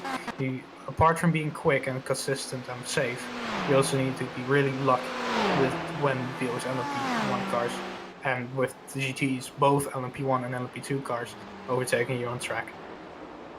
Yeah, as we see XRL esports team, one of the Ferraris racing today, Derek Ekmanis, number 222 car, reasonably high up in position. They're second in their class at the moment in the amateur field, but they are not second in the overall. Still a good points haul for them if they do manage to get into that position. And we actually saw not a lot of Ferraris out last time at the Twin Ring. But it's nice to see a lot more Ferraris taken to the track, whether it be one-time entries to the Le Mans 24 hours, or if it is just trying to join in. As we actually see the LMP2 cars now diving into the pit, so a big flood of LMP1 and LMP2s. Both cars going in at the exact same time. I think this is the whole field. Only car not boxing is the RLR car. Continue on their way. Now the big time. I see one GT car also going in there, most of them being LMP1 and LMP2 cars. Fueling as quickly as it can, and I think there's an LMP1 car that missed their box a bit. That's going to cost them a lot of time, and now we're going to see which car can exit the pit lane quickest. I can't imagine Marcus in the top quiver car at the moment having much damage to car, and the LMP1s as well getting out. Yeah, Sebastian Marcus. Boscher Williams. But it's going to be Back spicy to Marcus. see when those LMP2 cars are coming out, because they were fighting really closely. As we've now seen, the 58 car and 71 car both going out, and I think the 71 car has gained some time on the 85 car. The rest of the field still really closely. Yep, I think they've gained about half a second in the pit stop period.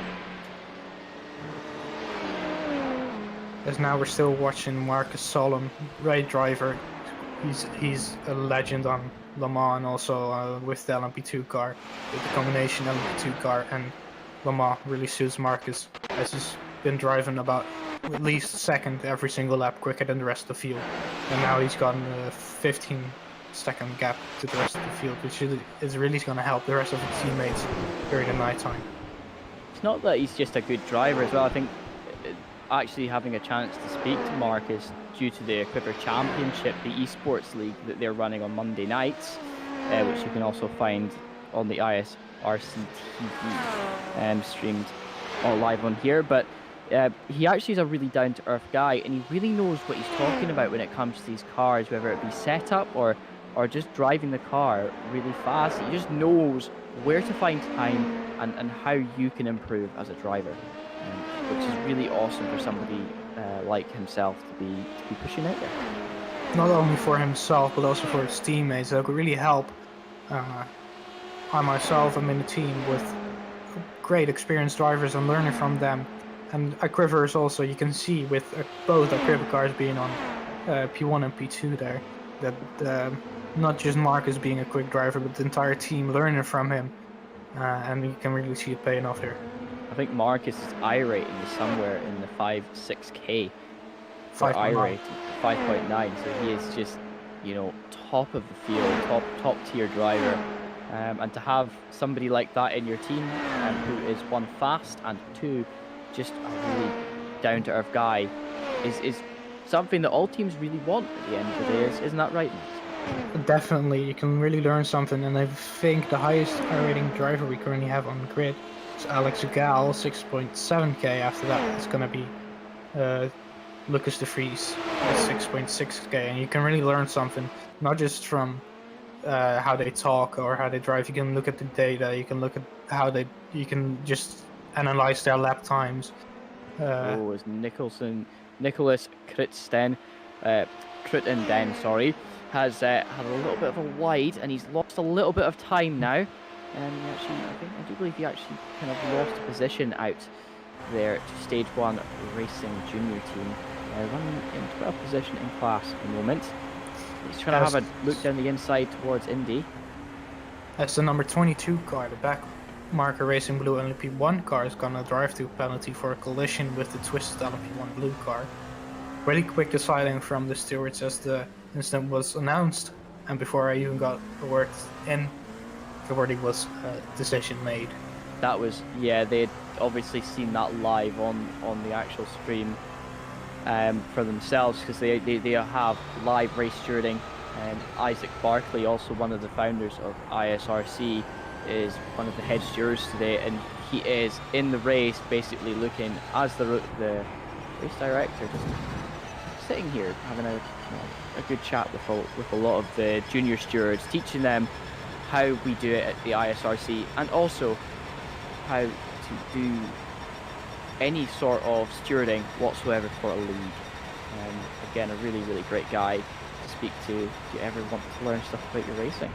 As the RLL Breezy Esports car, the number 17 is currently now in the pit lane. I would like to just say there, the number 22 back marker Racing Blue, so the team that instantly went into, obviously had that drive-through because of the incident, they've just went straight in to the chat and went to the head stewards and said wanting to protest their report. So they'll be going to the stewards and probably looking at that. They've got as many laps as they need if somebody is on a protest. And then after that, they've got only a few laps to serve that penalty, I'm assuming. So, yeah. Three laps you got, before you need to serve, and you get a disqualification. Actually, racing will put you in a disqualification. disqualification if you don't serve that penalty within 3 seconds. But the fight in the three LMP2 laps, yeah. field definitely isn't done, as also the fight here in the GTE field definitely isn't done. As With the- Antonio PX is looking to get past the Lithium Motorsports 145 C8 Corvette, as we were talking about earlier. Antonio PXC was one of the, in Core Motorsports, was the only Ferrari, I do believe, that was running at the last round. So they are looking to score some good points to just bring Ferrari that little bit more in the Drivers' Championship for this year. If only we could say that was the same for Ferrari and F1. Oh, let's not start there. As yeah, the battles have kind of calmed down after the pit stop period, but they're definitely not done yet.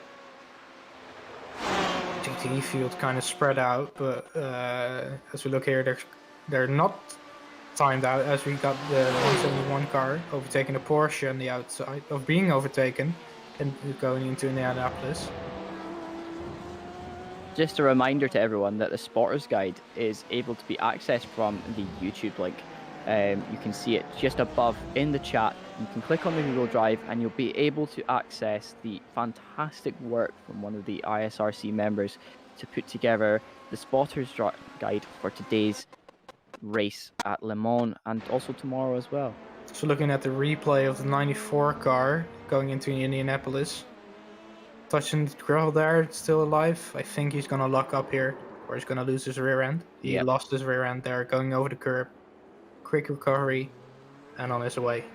Losing about a second or two, but still not something you want to have to happen, but it's better than dying. Yeah, it's better than taking it in. Little spin, I would rather have a little spin over a big incident going into a wall or something like that.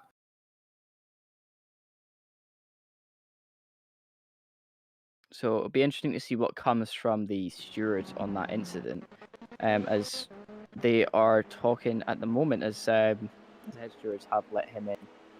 Excuse me. Okay, don't worry about it. It's Jos Falkis there for Sapphire Sim Sport Racing, running in 5th at the moment in the LMP2 class.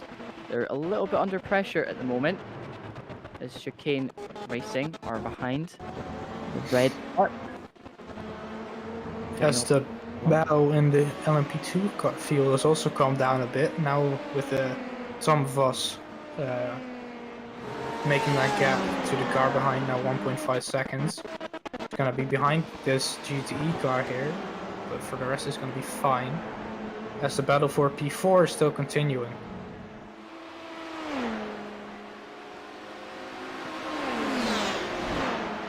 Coming on board with the 88 car is Sapphire Sim Sports Bravo car, trying to defend from the Chicane Online Racing 69 car, who were in P2 a while ago, but they've gone a slowdown and they've fallen back in the field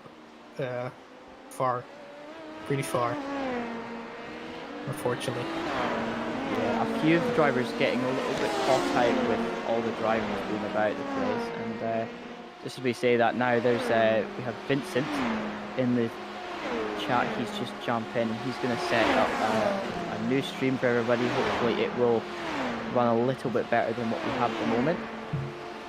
So Louis has been fighting. I'll go watch worse, let's be honest. Oh, I mean, trust me, I had it running 10 times worse than this, so you're not the only one, man. Josh Falk is still in that Sapphire Sim Sport car. Still a little bit under pressure from Chicane Racing Red. They're going to be pushing just a little bit more coming down the Bolzan straight. As the battle for P3 is still going on, with 63 car now overtaking the 71 car, but in front you can see it there, just the 88 car. Yeah, the Kairos Racing getting past DRC Red there. But DRC not given the position that easily. He's going straight side by side, as you can see the front here, but the 88 car is still on board with him. So Indianapolis, one of the cars going to concede? No, DRC is going to overtake him. His car is going to look in the inside? No, he isn't. DRC still holds the position. But it's still not going to be done, with the 88 car also looking down the inside, but not trying to overtake. as 63 cars again tries to look on the inside. Really spicy fighting here in the LMP2 field. All really experienced drivers trying to make up some positions, trying to make up some time to the Duck River guys who are blazingly Flying quick. ahead. I was going to say there, I like how you describe it as spicy, because that's, you know, a very good way to describe this. Is obviously the two Quiver guys, they got really quick pit stops there, and obviously number 2 managing, number 85 car, sorry, managing to pull it into the pits quick and get back out again reasonably quickly as well. So they managed to gain pretty much position within that outlap of their pit stop. Skyro's now gains ahead of the DRC car, but the LMP2 cars, LMP1 cars coming as well. James A. Pierce trying to overtake him.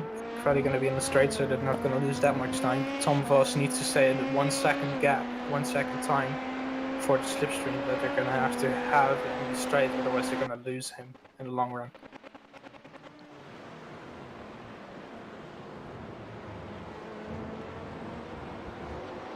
Kairos now catching, so Mr. Kevin Finn in that car, he's actually having to concede position to an LMP1, and he's got a GT car right in front of him, coming round through Forest Elbow. Really nicely done from him, bringing it around the outside of the M8. Problem that Tom Voss now has due to that GTE car there, he's going to lose a lot of time and not be in at 1 second gap. To have that slipstream, he's currently lost the slipstream actually, so he's going to need to fight really hard to gain back a little bit of time and have that slipstream.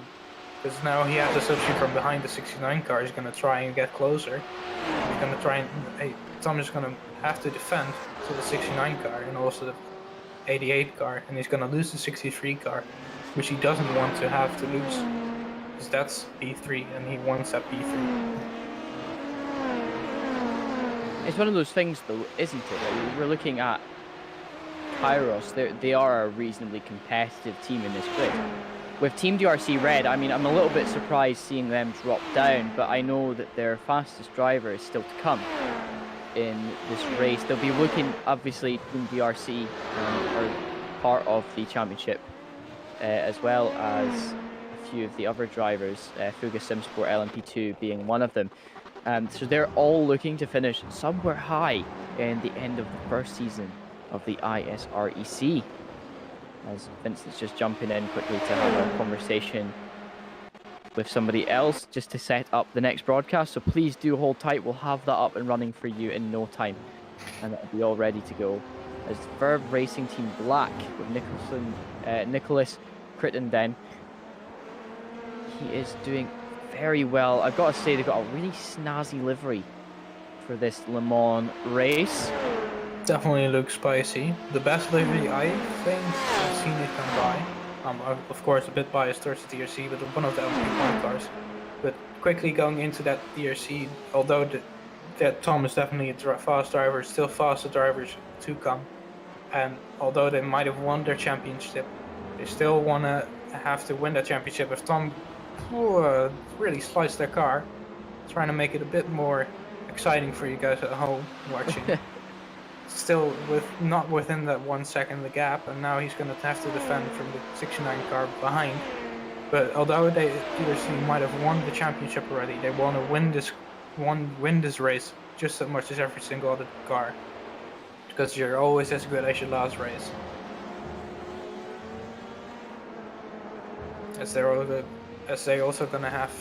Are they gonna have annoyance from that BMW car? I think they might have. So Backmarker Racing Blues had their penalty completely cleared. Sorry, just to jump in there. That's been discussed quickly. So that's indeed a big one, but definitely what you're seeing here is the big aspect of 24-hour multi-class race. The traffic not being that nice to them, as we're now on board with the RNL Team Red car. Vladimir trying to make something of the kind of horrible start that they had, starting P4 or P3, falling back all the way down to the grid, fighting their way back up since they really want to have some result out of this race, one of entry. But still they want to have something, as we're on board now with Hendrik from Perret. with the 72 cars fighting for that P2 in the championship. Currently in P12, trying to defend from the what is that? The no, P13 at this very moment. It's Birth Racing. First race in black, definitely. So Louis, you're racing. Are you taking the night stint? That was the question I was going to ask you earlier in the Sapphire Sim Sport. Yeah, there's me and another driver, Harry Harvey. Me and him are taking it through the night pretty much. I think I'm getting in the car around midnight GMT. Oh, just in time for my stint on comms. So I'll be looking out for you, and I'll be definitely talking about that on the group. I'm just having a look through the spotters guide at the moment, just to see if we've got any drivers of note to still get in their car. Obviously, Max, you're getting in the Team DRC red car later on. Do you know what time you're going to be in? At some time. I don't know if I'm going to disclose that, since some drivers are going to be watching and maybe getting some time for that, but Yeah, I will be in the night stint mostly, and trying to just keep the car on track for the faster drivers to take over in the morning. I respect that. I respect that. I was going to say as well, you've got Yannick van der Zand in the car with you. Please tell me this: is he related to Renger van der Zand? As I'm aware, no. Okay. Unfortunately, but we had that conversation, me and Martin and Isaac, during the twin ring with Peggy. Is he related? We weren't too sure, so we were going to try and have a conversation with him about it. As far as I'm aware, no, but we do have Yuri Tenvoorde, who's our team manager and also team owner of Team DRC, who is related to the Porsche Cup driver Tenvoorde. Oh, well, that's always nice to know, isn't it?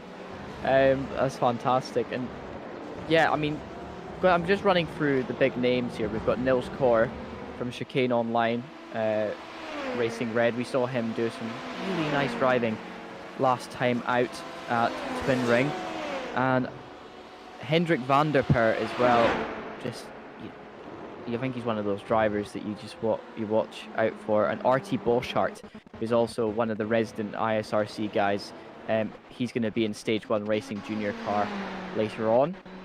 As I think that it's time for the first couple of GTE pit stops. If we now got Lithium Motorsports for the first pit stop, and also P9 and more cars going into pit lane. They've already gone 15 laps under the belt, 14 laps. Most cars gonna try and extend it to the 15. Some cars maybe to the 16 lap mark when they are going to pit.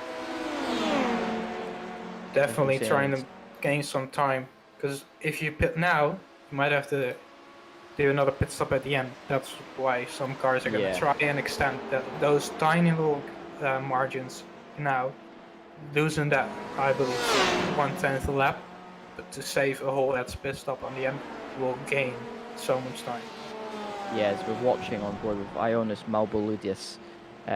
They're fantastic Ionian name in the grids. It's been a while since I've had to say something like that. Greece and places like that, all those kind of countries are very close to my heart, so it's nice to see somebody like himself in the grid for Team PCS Racing. Taking a little bit of a wide line into the pit lane there in that beautiful yellow and white Corvette as they're coming in for their pit stop now. Really close to the Porsche of the Manals Racing team. The Manals are part of the Pro category, whereas Team PCS are actually part of the AM category. So they're having a really good first stint here at Le Mans.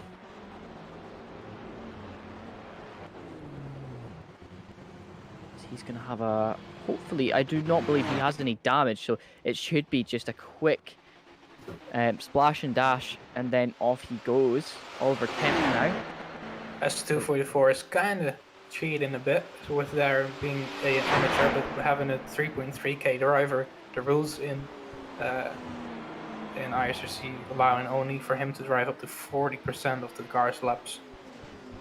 And I think that's quite a lot of the drivers would be wanting to talk about that a little bit more come down to it if they finish higher up, because if that could be under the microscope for them if they do go over it. Even if it's just 41%, they could be at risk of being disqualified, it seems. But Oliver Kemp really pushing in the Valhalla Simsport Porsche, the Royal team. They're going really hard at the moment. They're at the back end of the field in LMP1. Oliver Kemp, he's a really reasonably fast guy. Most of the guys are in the LMP1 field, but they do have some good drivers left to come at them. As we go up, we'll actually have a quick conversation about that, as we say Oliver Kemp in the team there. He's just a fast guy altogether. And Alan Roth, he'll be getting in the car at some point today. And Michael Suasi as well. They've got some really fast guys. They've got 6 drivers helping them out during this race, which is going to be a good one for them. So there's a new between the 54 and the 72 first racing team Black in stage 1. There's no further action, and stewards are currently looking at the incident between Core Motorsports and Backmarker Racing Blue. Yeah, they have no exact time on that one, but it was between 45 and 46 minutes in the race. But that could be a big one, because that's potentially an LMP1 car that's up in the field, Black Marker Racing Blue, that could get a penalty. And that, if we look now, Back Marker, right now they're not too far up the field, but that could really push their progress, as we know that Back Marker has a good history in this Sims series with managing to finish races. Sebastian Boscher-Williams obviously in the car, and Peter Elson being a very fast guy too. We could be in a position to see these guys not finish higher up than, well, as high as they wanted to finish. Wouldn't you think that way as well, Max? Definitely, it's tough because they're pushing really hard but not getting the results that they want, currently being, 50 seconds behind P1, with RLL Abrasi Esports, the number 17 car, being way too quick, currently 18 seconds in front of the rest of the grid. It's currently aboard with Tim Perry in the Cabord racing car, also following. Someone going very wide there, touching the grass on the inside, almost losing that car, not what you want to have.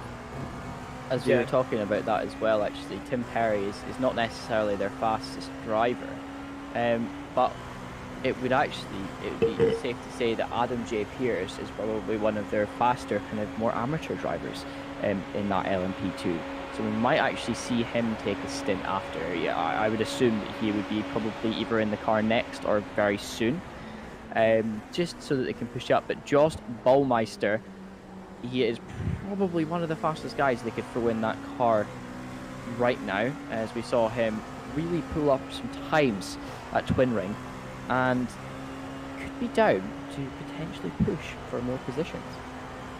Definitely, I think most cars currently have either their quickest driver in their car, the most consistent driver, and the most comfortable driver, at least. It's the first couple of laps you just want to survive, you just want to live. And during the nighttime, you want to have the most consistent driver to keep their car on track.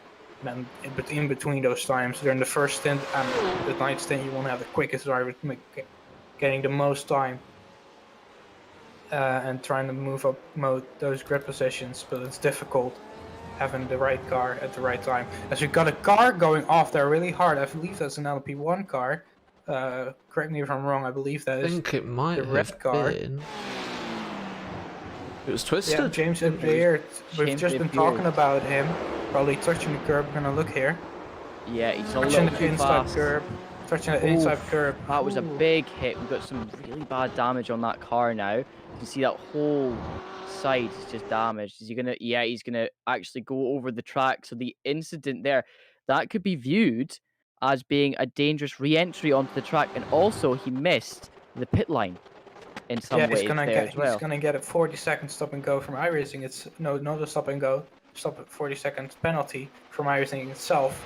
Yeah, because apart from also having to repair that damage, so they're gonna be really hard to fight back for the first place as they already were back far. And we're just talking about Backmarker Racing a minute ago, and it's not got much better for them, Max, as they've been given a stop and hold due to an unsafe overtake on the Core Motorsports 114 Pro car in the GT series. So Backmarker Racing, unfortunately, having to get a stop-go here. Just the day can't get any worse for them. They've had a few incidents. So they've had a drive-through incident quite early on during 39 minutes in the race, and then literally as they've come back out the pits again, they have, well, I mean, safe to say, caused another incident that has put them back in the pits again for that unsafe overtake. So we will maybe see if we can hear from one of the Backmarker Racing guys in an interview later on, if they're willing, and see if we can get a little bit of more information on the instance we're going down on track. As Loic Marchand for the Sapphire Simsport Alpha team is taking that car home for them right now. They are P5 in the LMP1 field in their Audi R18. Beautiful car that after the short show. There's Anthony Souza for the Chaos team. They've actually pulled up quite a few places, don't you think, considering they had a quali ban? Definitely. Currently P10 overall, and they're in the GTE field, so they're going to be fighting hard. This is a battle between the GTE field. 3 cars really close, going side by side, looking on the inside, going into Indianapolis, not a place you want to go. As we got a Porsche putting up there, will they concede? They will have the position, but now the run to Porsche there is definitely some slipstreaming. Not a place you want to go side by side, but if you really want to, you could look down the inside of the other car there. Just to add to the twisted LMP1 blue car, after they've just had that crash at the Ford chicanes, they've actually just been handed a drive-through penalty for causing a collision with the 211 NSS Racing Red car, the GTE. So that's twisted now also got to serve a drive-through penalty on top of their repairs. That's very, I would say, in my opinion, you know, very fair, considering they shouldn't have done what they did, even though they did have quite a heavy hit there. They should have really been a little bit more careful, especially as Ricardo Duarte is coming in the pits in the 111 #racing car.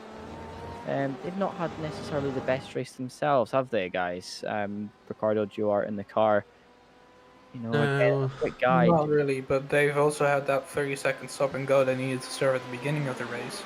Yeah, that's the thing. Quite a lot of the drivers during free practice and stuff like that did pick up other penalties that we weren't really needing to name, but they were in there for quite a few of the drivers. As Josh Falkus now in the Sapphire Simsport Bravo Dallara P2 class, they are pushing Team DRC Red now. They've fallen back 3 positions, with the last lap being a 3:36 seconds, 5 seconds slower than the rest of the field. Probably had a little incident there, probably picking up a slowdown somewhere.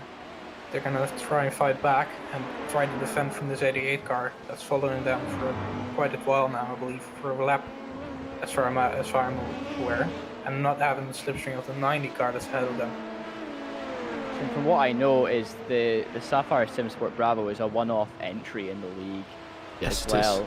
So they are, you know, more of the junior drivers, smaller drivers that are not being picked for the LMP1 field. Actually, I've just had another stewards announcement between Backmarker Racing Orange and Team DRC Red. The incident is under review. So Team DRC Red, the number 71 car, has had an incident with number 121 Backmarker Orange, and that was at 55 minutes into the race. So approximately 10 minutes ago. This could really play into the hands of Josh right now, because he's got the Team DRC Red car just in front of him, as you can see. So depending on what the incident is and who it affects, as we've just actually had the notification saying that it's no further action, so unfortunately Josh isn't making any gains this time round with whatever happened, but I think Max just had a sigh of relief there. in the background. You just heard him go silent as he saw that notification come in. But again, Max is a really fast guy, so I'm sure either way he would have managed to make it up when he was in the car anyway. So Derek Ekmanis now in the XRL Esports team. Currently second in class at the moment in the amateur, but they are running a little bit further down. They're about ninth or 8th or 9th in the field at the moment, running for the overall of the race. As he was thinking about coming into the pits, but just changed. Tom Voss, Team DRC Red again. As I want to put your minds to the 23 car, who's also now gone back on track. So the 23 Twisted Racing LMP, that's the car that just hit the wall pretty hard, has now fixed their damage and is back on track. But they still have to serve that penalty, that drive-through penalty that they've gotten from the stewards just now. So they're probably going to go in a pit lane right now. You can see them diving in to serve that drive-through, and they're going to be fighting back 2 laps difference. They currently have 2 next car in their class. Yeah, and the leader of the LMP1 field is actually only around a few corners back, so I won't be surprised if that turns into 3. Actually, talking about the Twisted LMP1 car there, I mean, how do you think that's affected the team morale overall now? You know, James Pierce being one of the faster drivers out of the group, and he's just done that to the car. Do you think that the team would be a little bit down about that incident? Definitely. It's going to, of course, it's going to affect your morale. Also, your ego is going to touch because you hit that wall, and most people will have seen that on the stream. And your team also would have seen that. But just switching that back of your mind and going to continue with your race is really something you need to have to do. Yeah. The Twisted LMP1 car needs to be careful because that's quite a few reports that I've seen from the stewards now for the Twisted car, is they've just actually had a warning for unsafe track rejoin. That's probably their little crash they had. Yeah, possibly. No, that was actually at 1 minute 4, so that wouldn't have. I don't think that would have been the crash, would it? But that yeah, an hour and 4. It was yeah, was that when 4? it was? Yeah, because you've got the screen up there. So yeah, so the unsafe rejoin. I mean, that was their own fault. I did say they would probably get something along the lines, but obviously iRacing already penalised them for that. So the warning was only good enough that they can throw at them for that. Yeah, again, quite it was possibly. very dangerous. What they did is because they literally went across the last corner and tried to dive into the pits, which is one thing you just cannot do, unfortunately, in real life racing, as we saw Lewis Hamilton try to do for Mercedes in 2019 when he broke his front wing on the last corner in Germany. He tried to pull into the pits and completely, you've got the line, the big white line that you have to follow and you cannot cross as you're coming into the pits. It's the safe zone. So yeah, he ended up getting a penalty and just really threw Mercedes out of contention for that race. We've just seen the Fuga Sim Sport LMP1 pit for the 2nd time this race. Looks like they're on schedule. The times that they're coming into the pits are about right with what their fuel can manage in the Audi. Looks like they're still on schedule. All is fine for them. And if Talking the Twitch chat, YouTube chat, we currently have a lead change in the GTE field as well, with Team DRC Orange moving up to lead there. Yeah, I was just seeing that there. Fantastic work from them. They've managed to time their pit stop perfectly in the M8. The M8 obviously being very fast down the straight, it's got a lot of weight to throw around as well. So if you know how to pull that car around, you've definitely got something different there. I know myself from driving in GT3s and GTEs at the moment on ACC and AC, that the M8 is definitely a car to be reckoned with around here with just its overall speed. Definitely.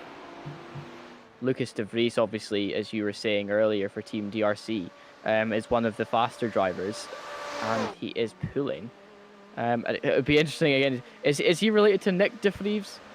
I kind of doubt that. Is he? No. Just so Yannick, we've all got in DMC, Team DRC, we've all got connections apparently to quick drivers, but unfortunately, no. I mean, it seems to work out for you. I think having the name helps because, as we see, Yannick van der Zande is probably one of your faster drivers as well. And yet, I mean, Renger van der Zande is the lap record holder for the Daytona circuit, and I think also the lap record holder for Sebring, unless it was broken this year. So, yeah, it just shows you he's just a fantastic prototype driver. Yannick just channeling his inner van der Zande. I think hopefully we can see that today. As I'm going to be leaving you guys, since I need to help my teammate secure positions. Probably, I don't know if I'm going to be back or if I'm going to be doing something else. But that's fine. We can keep everybody accompanied while you disappear, Max. Anyway, if we don't see you, or if I don't see you before you get in the car, good luck, my friend, and stay safe out there. Yeah, same to you, and at least good night if I don't see you guys.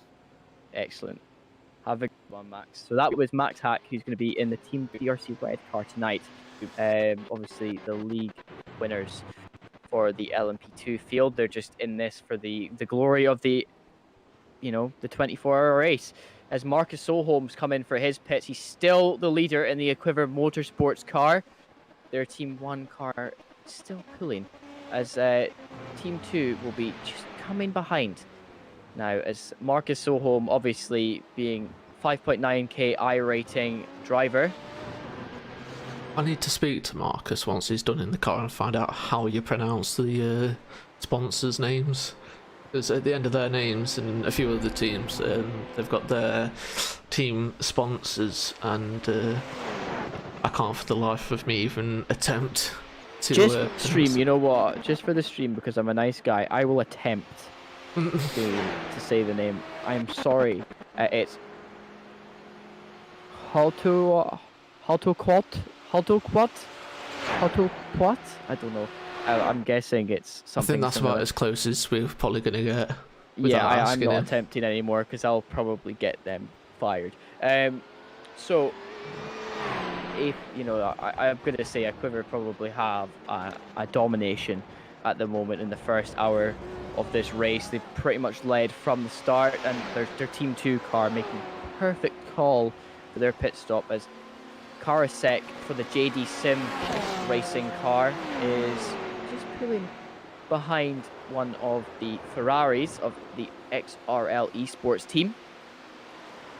As we see one of the Porsche cuts in there. That's a little bit unsafe. I don't know if anybody is going to take that into account. I mean, that was very close. It was close. I think they would have got away with it, but yeah, I don't think you can really get much closer than that, really. Yeah.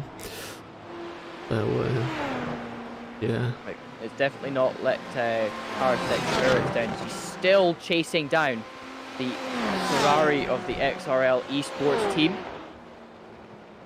One of just a few Ferraris to be on the grid today, but the Ferraris that are on the grid are doing so surprisingly well, don't you think? Yeah, we've got Core Motorsports in their Ferrari in third, the GT Pro, with Ryan Racing Team in sixth in GTE Pro. So those two are doing very well. You've actually got a Ferrari for XRL Esports. They are actually second in class, so they're doing very well.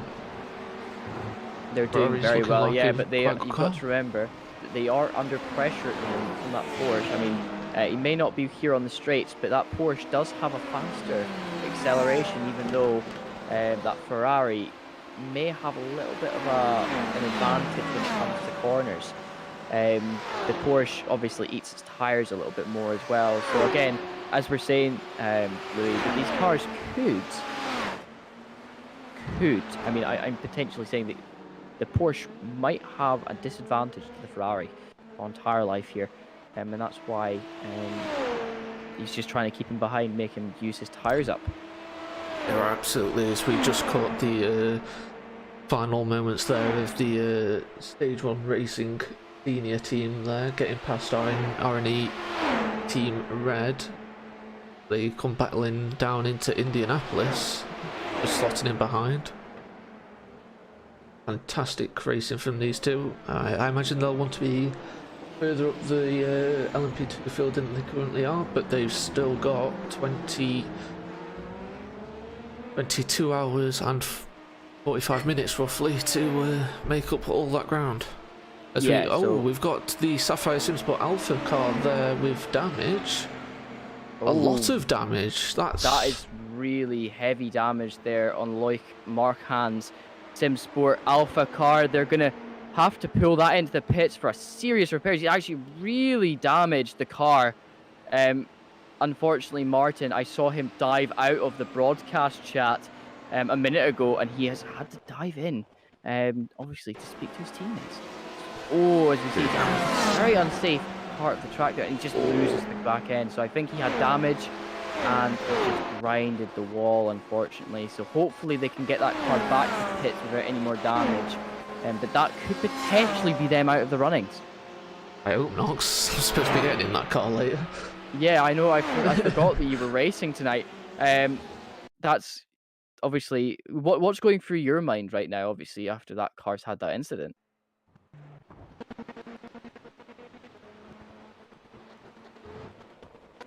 Oh, Louis, you there? Yeah, I'm still here. I was gonna say, what's going through your mind right now? Actually, as that's happened.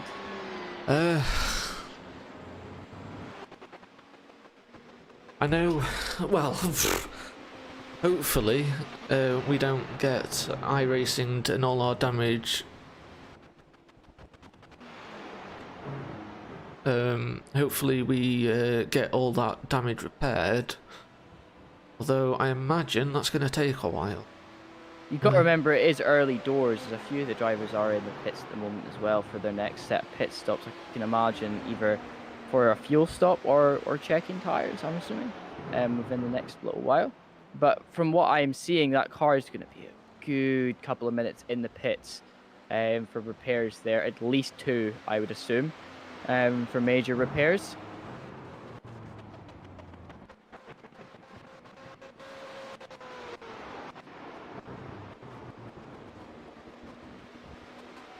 Very unfortunate. I think that wasn't really Loic's fault. It might actually be down to something else happening. It's a shame that things are kind of falling apart for a few of the teams already, only an hour into the race. Twisted LMP1 Blue are now flying again as James is still in the car. He's decided to stay in the car even after that incident. He's trying to make a point to his team that he can bring that car home. As I do think he's still running a tiny bit of damage, but it would be safe to assume that they are going to finish the race so far. If you missed the incident earlier on, James Pierce on the last corner spun right off and slammed into the wall and took a serious hit, and they've just been having penalty after penalty as well for not only unsafe driving, but that unsafe rejoin they had on the track put them into a warning situation with the stewards.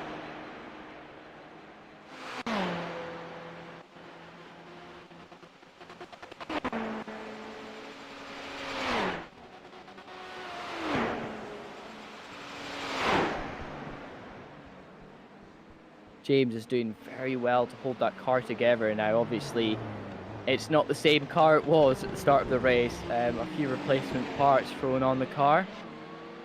But Sapphire Sim Sports is back out on track, I'm assuming. Unless they're actually still in the pits.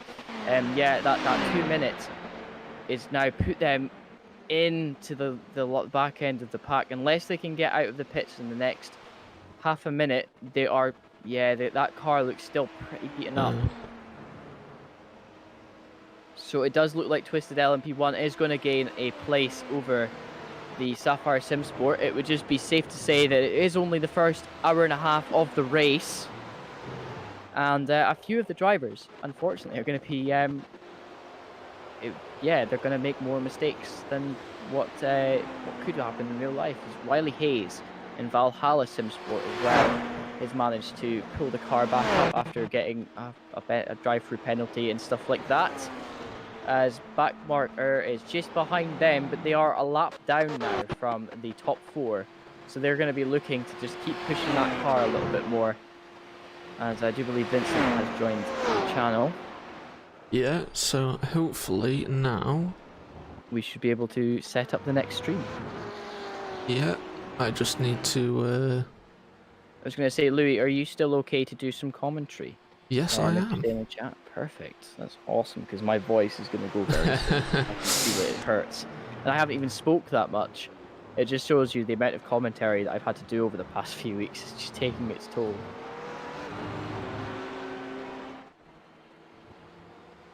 Riley Hayes still pushing that Valhalla Simsport Porsche to the limits.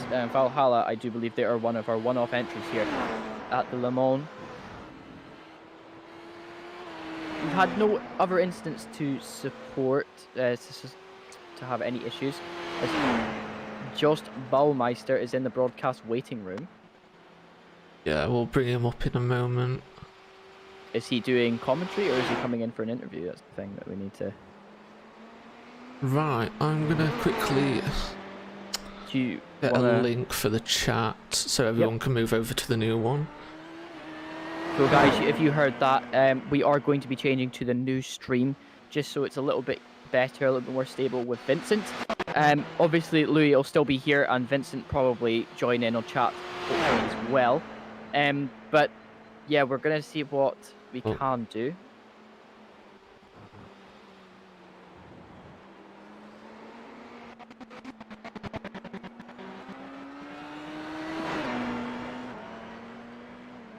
We've got a contact commentators thing. Might pin this. F in chat for commentator's voice. So, update on chicane online racing LMP2 red. The car is toast. The suspension is completely gone and the car is undrivable after repairs. So just Baumeister is ready for an interview on our team if the commentators are interested. Yeah, but I can pull you in, hopefully, if you give me 2 seconds, Josh, and we'll be ready to go in. So that's very unfortunate, Niles, because we were rooting for your car to be doing really well today. It was in good position to hold off, so... Right, I have put a link in the chat for everyone that's currently watching the stream. So we are actually moving over to... Part 2? Yeah, we'll be moving over to part 2 in the next couple of moments. I think I'm just waiting on Vincent to just sort one more thing out, and I will stop the stream and start the stream for part 2. So yeah, so talking about that there, just give us 2 minutes and we'll be over in the next stream.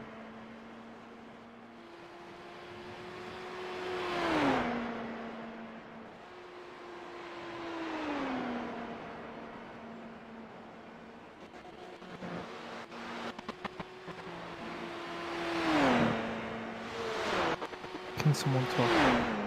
Hello? Testing 1 2. Vincent's just setting a couple of things up. Just before you end the stream, I've got one quick interview that, sorry, not interview, incident that's went down. The number 94 Stage 1 Racing Black and the RLR Abruzzi Esports Silver, so number 17, which I do believe is running in first or second at the moment. Both RLR cars are up in the top spots. There's an incident under review, so an LMP2 and an LMP1. So the LMP1 could be the one that's in the problem spot.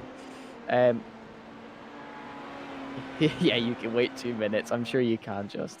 But yeah, Nils, if you want to have a quick interview later on, hopefully, because I'm on air for the commentating for another half an hour at least, feel free to jump in.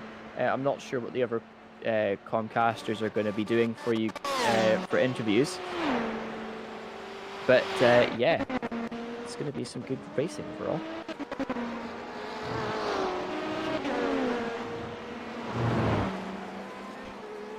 That could be serious between that LMP1 car, because that LMP1 car is up on the ground. So. Right, everyone, so I'm going to end the stream now, and hopefully we will see you all over in part 2. Once again, I've pinned a link to that part 2 in this chat right now. But on this stream at least, thanks for watching, and we hope to see you all in part 2, which will be starting in just 1 minute. Echo on what he says. Thank you guys for tuning in for the start of the race, and we'll be taking you guys over